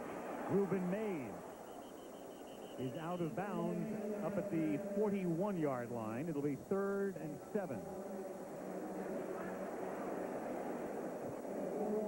Funny how Mays and Hilliard both came along in that same draft. Reuben had that sensational rookie year. We talked about it before. Injuries each season, and then last year he missed the whole year. That gave Hilliard the opportunity to play, and Dalton has certainly made the most of it. Dalton over 1,200 yards a year ago, and in his rookie year, Mays over 1,300 yards. 3rd and a long 6 from the 42.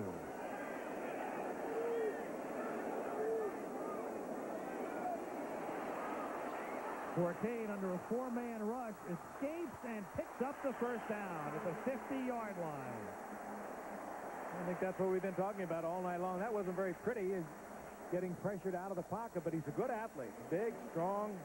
Goes about 215 pounds, and he puts it down. He knows where he had to go, and he gets the first down. Frank, they talk about quarterbacks with linebackers' mentalities. Linebackers' bodies. Example.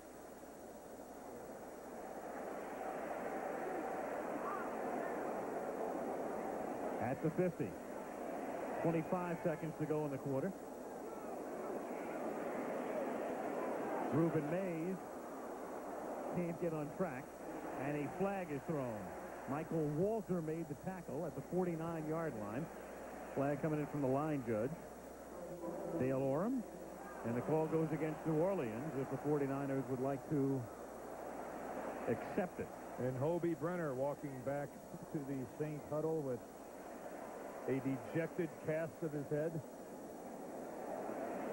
Hobie, if it wasn't on you, don't act like it was on you. Holding number 85, offense. First down. Get that head up, Hobie.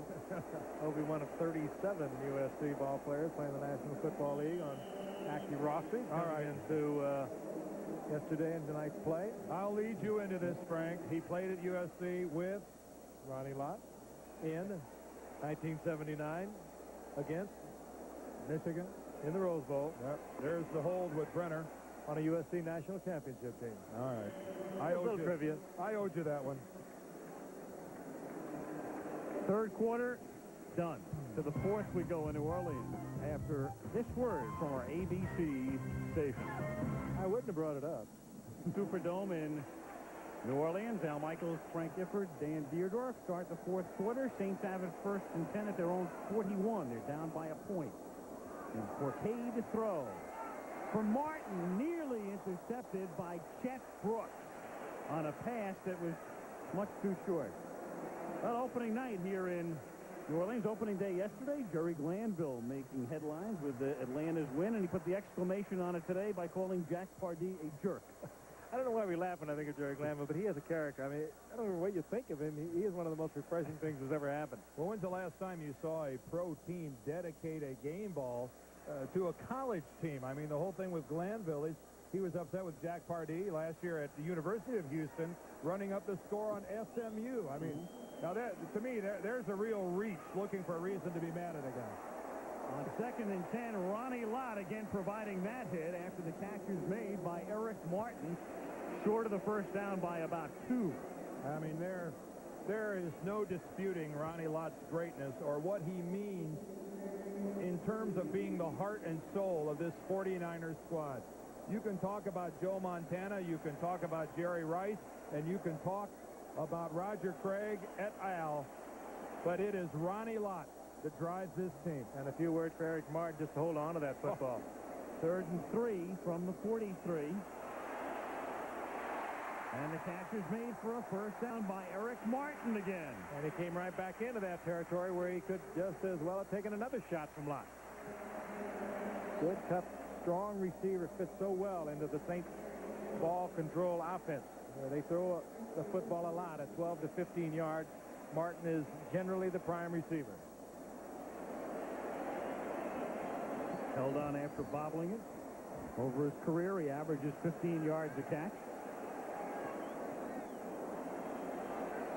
First and 10 at the 30-yard line. With Brenner in motion. They run it back the other way with Mays. Nowhere to go. Bill Romanowski, the outside backer, taking the spot so long occupied on a starting basis by Keena Turner, makes the tackle. The Saints find themselves at a yardage point on the field now where even if they don't get a first down, they can't afford a couple of incomplete passes here. They need another 6 or 7 yards to move up into comfortable Morton Anderson range.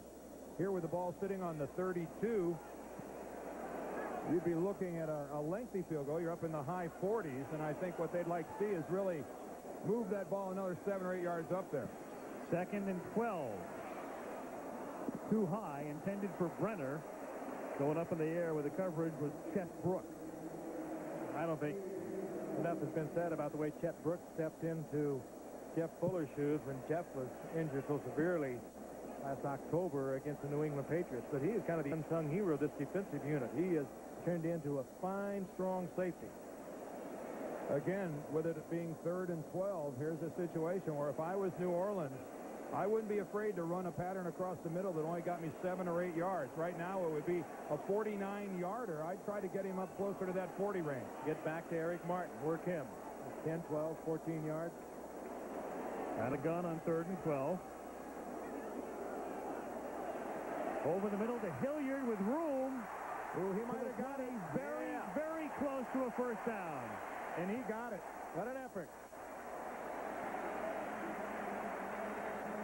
And the 49ers that time defensively just totally disregarded Dalton Hilliard. You can't do that. He was the 2nd leading receiver a year ago with 52 receptions. You've got to stay with this man. Eric Wright was the 49er that came up and at the last moment really tripped the left leg out from underneath Hilliard. But Dalton Hilliard was all alone out in the left flat. 1st and 10, Saints at the 19. 12 minutes to go. 49ers ahead by 1. Tice in motion. Hilliard cuts it back. Tackled at the 12. Dombrowski with a great block to lead the way, and Ronnie Lott makes the tackle. Well, you talk about a running formation. Did you see that load up front? Only one wide receiver in the game, all sorts of tight ends, and only one back. Haverdink, Dombrowski come around on the pull. This is a running formation. Watch the left side. Watch 72, Jim Dombrowski. There's his lead block. And again, a run formation all the way, a power formation. And for Hilliard as he comes out. 2nd and a long 2 from the 12. You can see it on the far side, how far they have to go, just inside the 10. And here's Mays, and he loses yardage. And that's been more than on one occasion this evening. Ruben Mays has appeared to be a little tentative, unsure of himself taking the handoff that time. It looked like there was some sort of confusion. I think that's what Jim Mora is looking around and looking for an explanation for right now. It's just a straight open handoff. I mean, it couldn't be much simpler, but Ruben Mays not quite sure where to go. Now, give a lot of credit there to Kevin Fagan, number 75, who got some upfield push. 3rd and a short 4. Saints are 50% on 3rd down conversion. 4 wide receivers. Inside handoff to Hilliard, and he gets to the 10-yard line, but not enough. I think he's going to come up about a half-yard shy, and Forcade with his hands spread apart showing Jim Mora just how far they have to go. Boy, and here comes Anderson. And Jim Mora didn't hesitate. Maybe just for the slightest moment, the crowd started to get into it, starting to chant go for it, but he sent Morton Anderson out right away. He's been in a seesaw battle with Nick Lowry, the kicker for Kansas City, for the highest field goal percentage in the history of the NFL over a career. If he makes this one, he retakes the lead.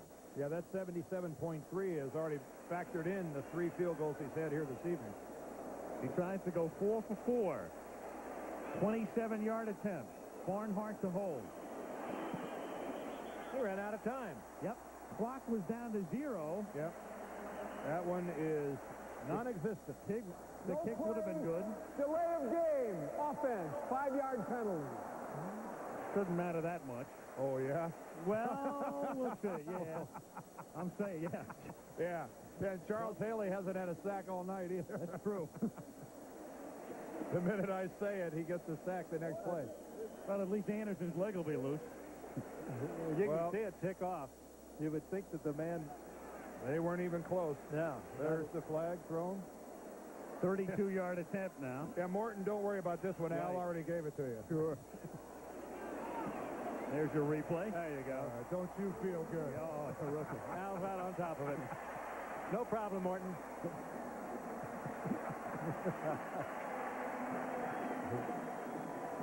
You could have gone to the kitchen early. Al already gave it to him.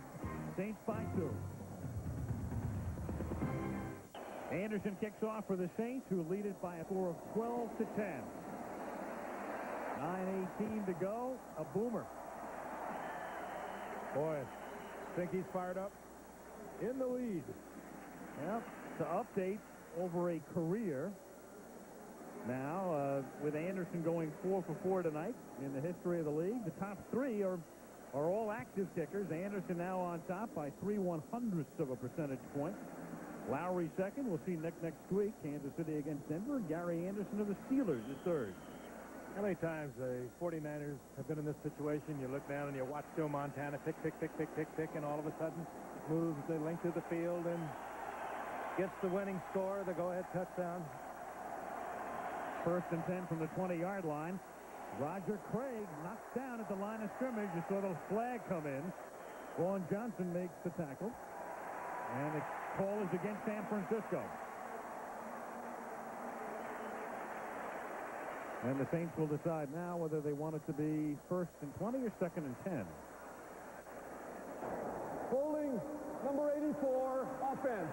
1st down. It's Brent Jones, the tight end. And Jones again on a holding call. You can see him blocking right there, number 84, working against Wayne Martin. Tough to see at that angle. It's actually the referee that threw the flag. 1st and 20 from the 10-yard line.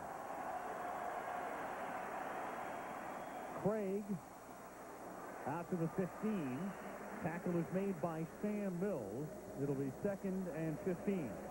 And all night long, every time Montana goes to one of his running backs, whether it be Raffin or Craig, we've had unbelievably sure tackling on part of the linebackers for the New Orleans Saints. I guess you would expect that.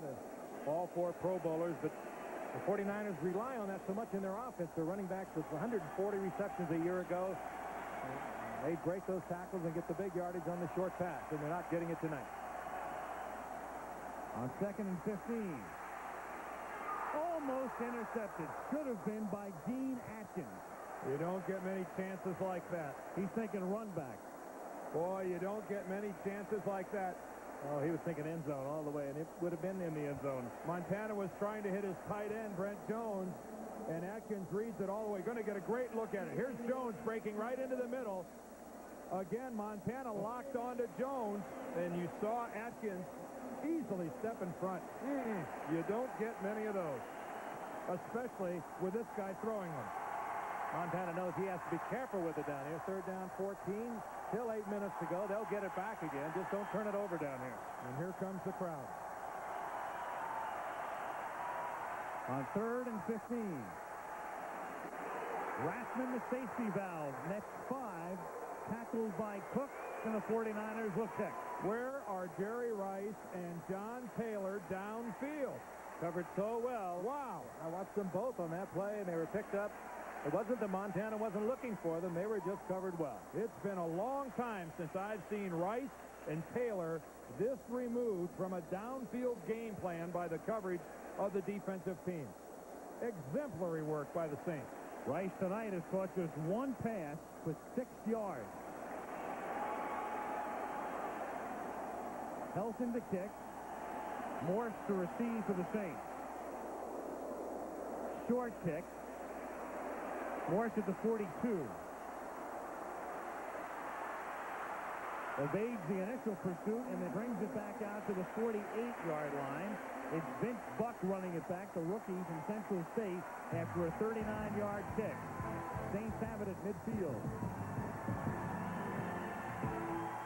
In the Superdome, the New Orleans Saints leading by a score of 12-10, and they take over at the 48-yard line, 1st and 10, 7:13 remaining.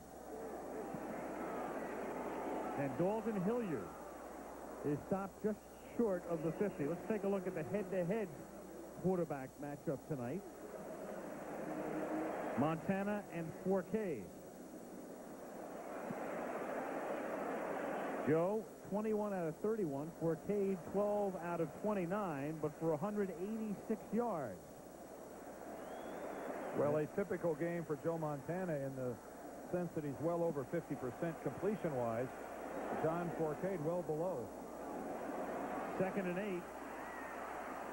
Hilliard takes it to the 46. It's typical in terms of Montana's completion percentage, but I pointed out before last year when he averaged that extraordinary 9 yards per pass attempt. And believe me, of all the numbers they run by you in terms of quarterbacks, the most important is average yards per pass attempt. And tonight he's been at around 5. Well, I think how many times did Rice and Taylor turn a 5-yard slant into a 60 or 70-yard effort? Yeah, 2 things are missing, I think, are the completions to Rice and to Taylor.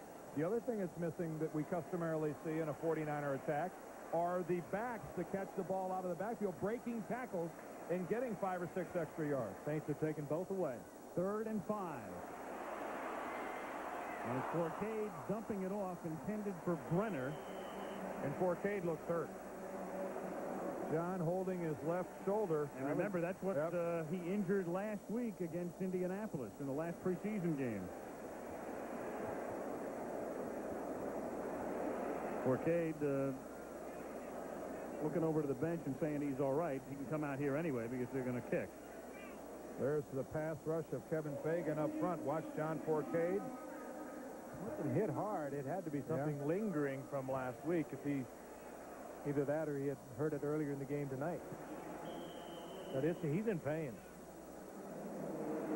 In comes Tommy Barnhart to punt. John Taylor is back for the Niners at the 10. A real squandered opportunity there for New Orleans, getting the ball at their own 48-yard line. 7 minutes left when they got it, holding a 2-point lead.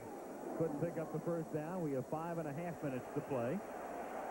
Taylor calls for and makes the fair catch at the 16-yard line. San Francisco with the ball at the 16. They have all of their timeouts left. 5:29 on the clock. Saints by a deuce.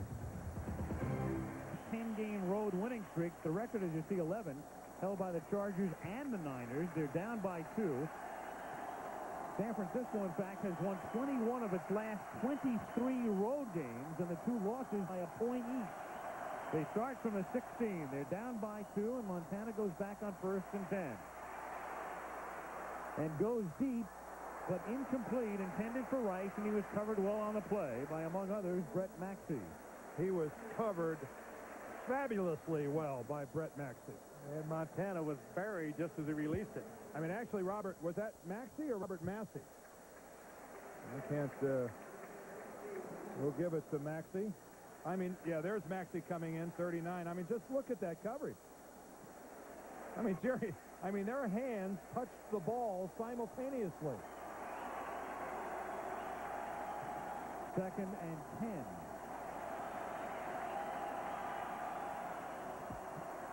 Blitz.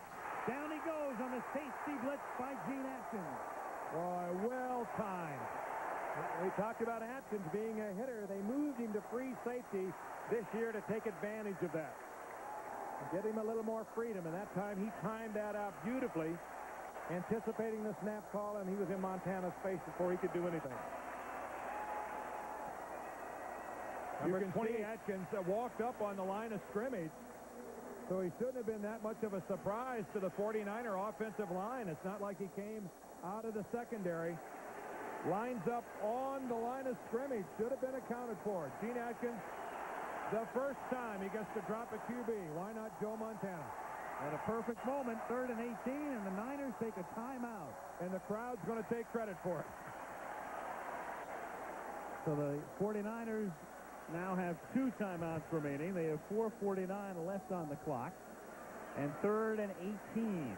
I think it was less a mix-up on the part of Montana. He just wanted to, I think he might have questioned the call that came in. This is vitally important at this point. 3rd down, long yardage. They've got to get something happening. Coming up, college football this Saturday, we have regional coverage. Some of you will see Penn State against USC and their brilliant quarterback, the sophomore Todd Marinovich, 3:30 Eastern. Some of you will see Colorado eking out that win over Stanford the other night at the end against Illinois. And others, Miami trying to rebound with Dennis Erickson against the California Golden Bears at Berkeley.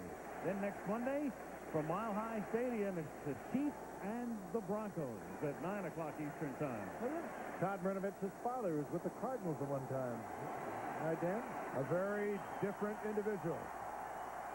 Certainly raised his son in a different fashion. A fascinating story in SI. 3rd and 18 from the 8. Montana. And again, great coverage intended for Sherrard, broken up by Maxey. That time double coverage. Maxey on one side, Milton Mack closing on the other side. Take a look at it again. And this time Montana is hoping that Sherrard, with that gliding speed that he described to us last night, that long stride would be able to pull away, but he was well covered inside and out. 39 is Maxey.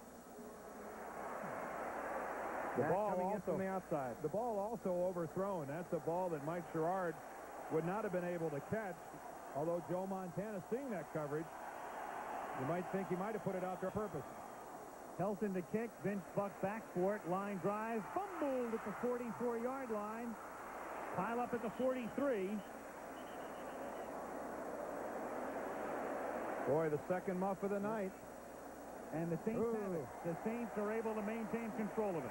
What a great opportunity again for the Saints. A few moments ago, they had first down midfield. They could do nothing with the 49ers defense, and they had to turn it over. Still plenty of time for the 49ers.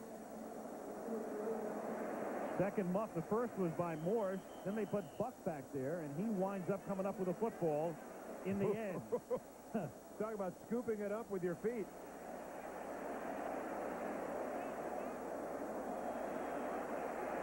So the rookie from Central State of Ohio, there is an injured Saint, and it is Benny Thompson, number 37. Benny Thompson, first-year player out of Grambling State. Benny Thompson was actually the Saint that kept the ball alive by moving it forward with his feet.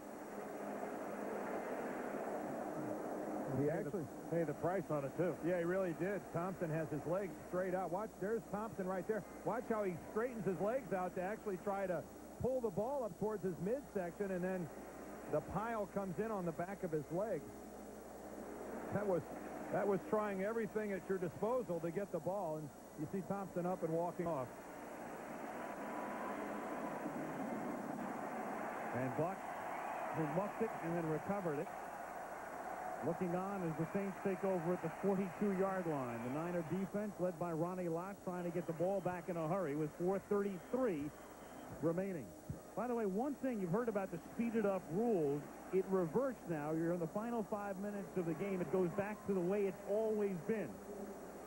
When somebody goes out of bounds, the clock then stops and does not restart until the next snap. Yesterday's games, by the way, ran 3 hours and 4 minutes. The average last year, 3 hours and 11 minutes. And that's number 94, Haley, tripping up Hilliard before he can get started for a loss of 2.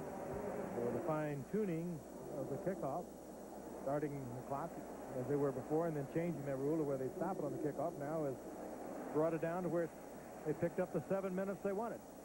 Boy, a great play by Haley getting upfield. Look at him right there, taking on the block of Dombrowski, gets underneath Dombrowski, and just by a fingernail brings down Hilliard. That time Haley was playing a stand-up linebacker and getting upfield. Second and 13.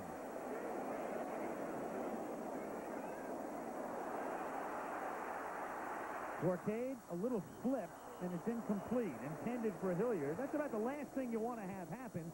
Incomplete, and that stops the clock with 3:46. On the second and long, it now makes it 3rd and 13. Worcade looking deep to Perryman, but with a 2-point lead this late in the game. He might have gone to him earlier in the game, but he pulled it down and dumped it off. I think that was the situation where Dalton Hilliard was so preoccupied with keeping his feet in bounds. He was so tight to the sideline that in staying in bounds, he really didn't get far enough extended to catch the football. That would have been an easy ball to catch if he would have been standing out of bounds. 3rd and 13 from the 45-yard line. 4-man rush. Forte throws it up for grabs, and it is It's intercepted. No, they're saying no. Eric Wright was there. He came up with the football, but it hit the turf. Well, Dave Waymer deflected it, the former I Saint. think he was bobbling it and got out of bounds with it. Well, that's an easy interception because one of the 49ers knocked it out of the hands of another. I mean, I think we're looking at a situation where Dave Waymer has that thing easy, and Ronnie Lott hits him and knocks the ball away. That goes back up into the air. And here comes Eric Wright. Yeah. And he never did control it.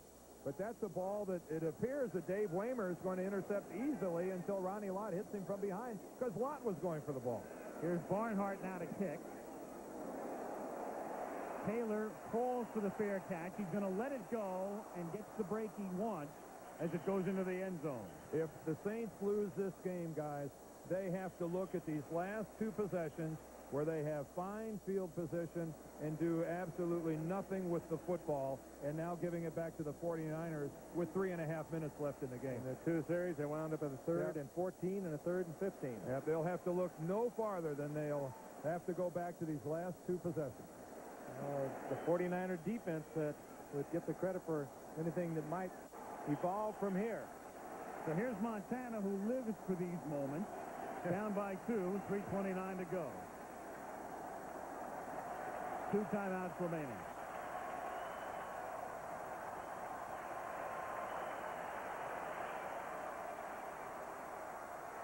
And that's knocked down. Risky pass intended for Jones and broken up by Cook. Montana actually hit by one of his own guys. Steve Wallace, the right tackle, makes contact with Joe, and I'm not so sure that he didn't force Joe into altering that throw. Watch Wallace there on the right, number 74. Yeah, I mean, boy, if that ball gets picked off, Steve Wallace is going to have a long meeting tomorrow. He's actually ducking the throw. 2nd and 10. Craig in motion. Look out, Joe. Gets out of bounds at the 24-yard line. Swilling, chasing him from behind. Giving his best Lawrence Taylor impersonation, trying to strip the ball out of Montana. That was his intent the whole way. The only difference is he takes a colossal swipe at the ball and doesn't get it. Watch the big right hand come up. Whoosh! But all he did was scrape the number 6 on the back of Joe's jersey. 3rd down. A long 6. LP's at home tonight saying, I would have had that. They have to get to the 30. Too high. Intended for Rathman. He was shadowed by Johnson to begin with. And the 49ers will punt. We've seen an awful lot of offense these past 2 series, haven't we? Well, if this crowd was ever going to get to their feet and let their defensive team hear how they appreciate their play, this is a good time. What a game by the Saints defensively tonight. And neither team able to move it here in the 4th period when they had to. And again, the Saints defensively, you knew about the linebackers, but there was a question about Swilling and whether he was in shape. The secondary improving. Very young defensive line. But a masterful job tonight, and it has thoroughly frustrated Montana and the 49ers. 3:12 on the clock. Hilton to kick. Bobby Morse is now back in to receive for New Orleans. Beautiful. Fielded at the 30. And Morris brings it back out to the 45. And again, the Saints with good field position. Exactly 3 minutes to go and 2 timeouts remaining. A reminder, tomorrow night, school is back in session. It's an all-new season with a brand-new teacher, and this head of the class is the teacher you always wished you had. The new head of the class premieres tomorrow after Who's the Boss, right here on ABC. Well, you don't need to be Newt Rockne to understand that all we're talking about right now for New Orleans are first downs. And it's been a little elusive here in the fourth period for both teams. 1st and 10 at the 45.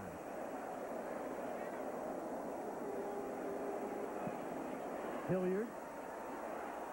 Oh, and Ronnie Lott hits it. It's still loose. It's still open. And it's Jet Brooks who comes up with the football. And Ronnie Lott makes it happen. Can you believe it? Can you believe Ronnie Lott in the game he has played here tonight?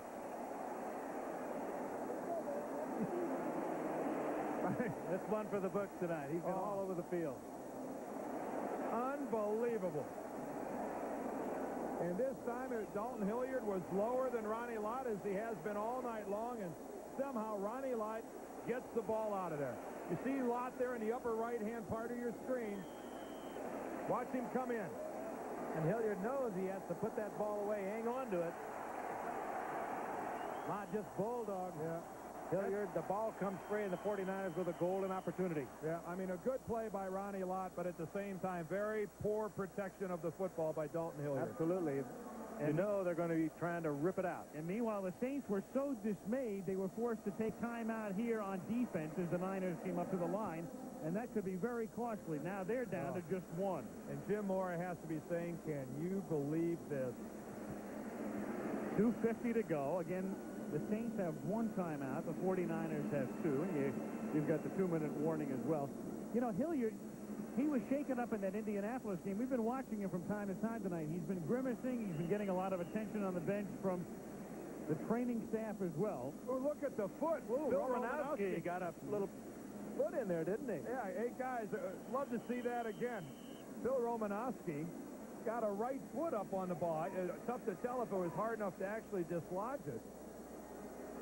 It was Romanowski on the sidelines, but he was on the ground and almost looked like he took an intentional kick at the ball. Oh, yeah, he did. He did. He booted that ball out of there. Looked like Nureyev. On first down, it's Roger Craig for a gain of 1, taking it to the 34. Now, what do you think, guy? I mean, was that intentional? Well, you better believe it was. Stretch that toe out, flatten it out, nick the ball. You're giving a guy an awful lot of credit in the heat of battle to be down on the ground and kick the ball out of the hands of a guy who's moving by you on his feet. Well, I'll tell you, he's one of the better athletes on this 49er team. I don't think there's any question about it. He did get a foot on the ball. That might be the most important kick of the evening. 2nd and 9 from the 34. And Montana tries to hit Craig, but Johnson is right there like a twin. I think the most important kick is coming up. If it was delivered, and of course was noted by one of the officials, it would be a 10-yard penalty. You're not allowed to kick it. Oh, that's a moot point. That would take tremendous presence of mind to think about kicking it out. Oh yeah, I'm not sure. Well, if he hadn't pointed that toe, I'd say no, but he made the contact, had the toe pointed. Unless he just walks around pointing his toes. Excellent topic of conversation, though. Meanwhile, a very key play here. It's 3rd and 9, because if they don't pick up any yardage, you're looking at a 51-yard field goal attempt. Oh, and there's a false start by Wallace. Boy, he flinched again. That's the 2nd time tonight. 3rd, actually. 3rd. Yeah, back-to-back jobs before. You're right. False start, number 74, offense, 3rd down. Now, the 49ers they're letting their tackles move out of a 2-point stance. You can see Wallace and on the other side, Bubba Paris are both in a 2-point. Ricky Jackson not going to be a passive individual here and say, well, he can get away with it. He crosses the line of scrimmage and forces the call by the official. That changes the whole complexion of a potential field goal. 3rd down and 14. They rush 6. Rathman makes the catch, but he is out of bounds at the 38-yard line. So you'd be looking at a 55-yard effort. Troy Cook with the coverage. Oh, there's a pattern that mystifies me, guys. What is the thinking in completing that one? Rathman's boxed into the sideline to the point where the chances of him gaining much in the way of positive yards are almost negligible. Well, here's Kofor now. He made a career-tying 52-yard field goal earlier, tying his career best. He's also missed a 52-yarder and missed a 47-yarder, though he did have the distance on each. This a 56-yarder. Helton brings down the high snap. The kick is just short. Oh, by just so little. So now we're to the 2-minute warning, and the 49ers will be forced to take their timeouts when the Saints have the ball. Well, George Seifert showing great confidence in Kofor, letting him go from 56 yards out, and he was almost rewarded. This son of a gun almost made it. Maybe from 53 or 54, but not from 56 from Mike Kofor. Yeah, but he thought he had it. Watch this. He's going, yes, yes, it's there. Oh, no, it's not. He thought he had enough legs. First down, Saints from the 38-yard line. The other bad break the 49ers got was that kick ended at the 2-minute warning. So instead of getting what would have been a free timeout, the Saints will be able to take some time off the clock, even if they don't get the first down, by letting it lapse after a third down. Niners take their second timeout here and have one left. That's a great call, Al. You're right. Interesting, too, that Ruben Mays is in there now controlling the ball on the ground, and Hilliard, who coughed it up a little earlier, is on the sideline. Ball is at the 42. If the Saints can get a first down, it's all over. They have 1:54 remaining and one timeout left. That is certainly no given. That first down has been elusive here in the fourth quarter. If the Saints hold on and win this game, the standings in the NFC West would be absolutely upside down. Atlanta and New Orleans will be 1-0, and the Rams and the 49ers 0-1. Guys, if I need a first down somewhere in this drive, I think that John Forcade is the guy to get it. Not throwing the ball, running the ball. 2nd and 6. He gives it to Mays. He is tackled at about the 43. It's going to be 3rd and 5, and the 49ers spend their final timeout. So it's as simple as this. If the Saints get, look at this, he's talking to everybody in Matt Millen. If the Saints get a first down, it's over. If not, the 49ers will get it back. Nothing like expressing love for thy fellow man. They've been using Mays on the ground. Here's Milton. Well, that's Joel Hilgenberg. Yeah, they're on. Line up. This is like the receiving line at a wedding. Oh, Matt, congratulations, congratulations. We're so happy for the you. adjective's a little different. Yeah. The drill sergeant. Well, somehow, in whatever play Jim Mora has in mind, somehow with me, it has to involve John Forcade on the move, out of the pocket, and let him take off with it and try to make something happen. One of their key operatives and receivers stays on the sidelines. That's Dalton Hilliard, and Ruben Mays stays in the backfield. 3rd and 5 from the 43. And Forcade lofting it too long, intended for Perriman. Well, not back there covering. And so that not only helps the 49ers in the sense they don't pick up the first down, but the clock stops with 1:41. Whoa, whoa, whoa, whoa, whoa, whoa. That's poor clock management. That's poor clock management. Yep, they could have taken it down under a minute, I would assume. Yep. So now the 49ers are going to get it back. And San Francisco, of course, is out of timeouts. But that's nothing new to Montana. He's done it in the past without a timeout. Taylor. Well, especially keep in mind we're looking at a field goal winning the ball game, not a touchdown. Taylor to receive, Barnhart to kick. Great, great punt. A beauty. Taylor at the 8-yard line is out of bounds at the 17. With 1:30, a 49-yard kick and a 9-yard run back. Well, I guess it's only fitting that the New Orleans defense be asked to win this ball game and go in there one more time and throttle the 49ers. This has been as good a defensive effort against the 49ers that Joe Montana has seen in a long time. And they have really dominated here in the fourth quarter. The 49ers have been given opportunities. They just have not been able to take advantage of it. The question now is, can the 49ers go an entire game without Jerry Rice really being much of a factor? Rice left, Taylor right on first down from the 19-yard line. And Taylor gets open at the 40, makes the catch, tackled at the 43 by Gene Atkins. Again, the Niners without a timeout. The Saints in a prevent defense. Massey took a shot at Taylor.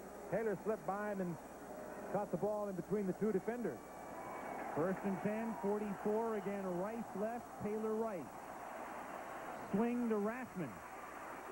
Out to the 49 he goes. It'll be 2nd and 5. Cook makes the tackle under a minute to go. An interesting choice by Rathman, moving back into the middle of the field rather than going for the sidelines. That cost the 49ers a bunch of time. Second, call it 6 from the 48-yard line. 45 seconds. Montana lofting it out of bounds. That'll stop the clock with 39 seconds. Jones closest. Kofor getting warm on the far side. Well, a kicker's paradise here in the Superdome. No wind. Optimum temperatures, as good as you can get it. Unfortunately, there's pressure in here. And I don't mean atmospheric. 3rd and 6 at the 48-yard line. 39 seconds remaining. Rice and Taylor getting so much of the attention. Could almost look for one of the backs out of the backfield or the tight end. This time Taylor left and Rice to the right. And they hit Craig. He has the first down, and he'll try to get out of bounds, and he does with 31 seconds. He's out at the 41-yard line. And why does Milton Mack, number 24, give Roger Craig a shot like that rather than try to wrap him up and bring him down in bounds? Milton, you have got to wrap him up and bring him down. I mean, take a look at this. Watch Milton Mack come in. Rather than just do that, I mean, if he brings Craig to the ground, again, it eats up valuable time. If they don't get another yard, they'd have a 58-yard field goal attempt, so plenty of time to move the ball down further with 31 seconds. And Montana does it to Rice, who makes the catch. That takes it to the 20. And here come the Niners in a hurry. Again, without a timeout. He beat Massey. They're within a 38-yard field goal attempt. Actually, didn't beat him, Alice. To prevent defense, and the 49ers are just eating it alive. It is not possible to go an entire game without Jerry Rice playing a critical role at some stage. It's just not possible. It's too good. Here's Kofor as Montana stops the clock with 12 seconds. And here is Kofor now, who just missed a 56-yard effort that would have been good from 53. Maybe 54. Now he's looking at a relative chip shot. 39 yards. Officially 38. Helton to put it down. Chuck Thomas to snap it.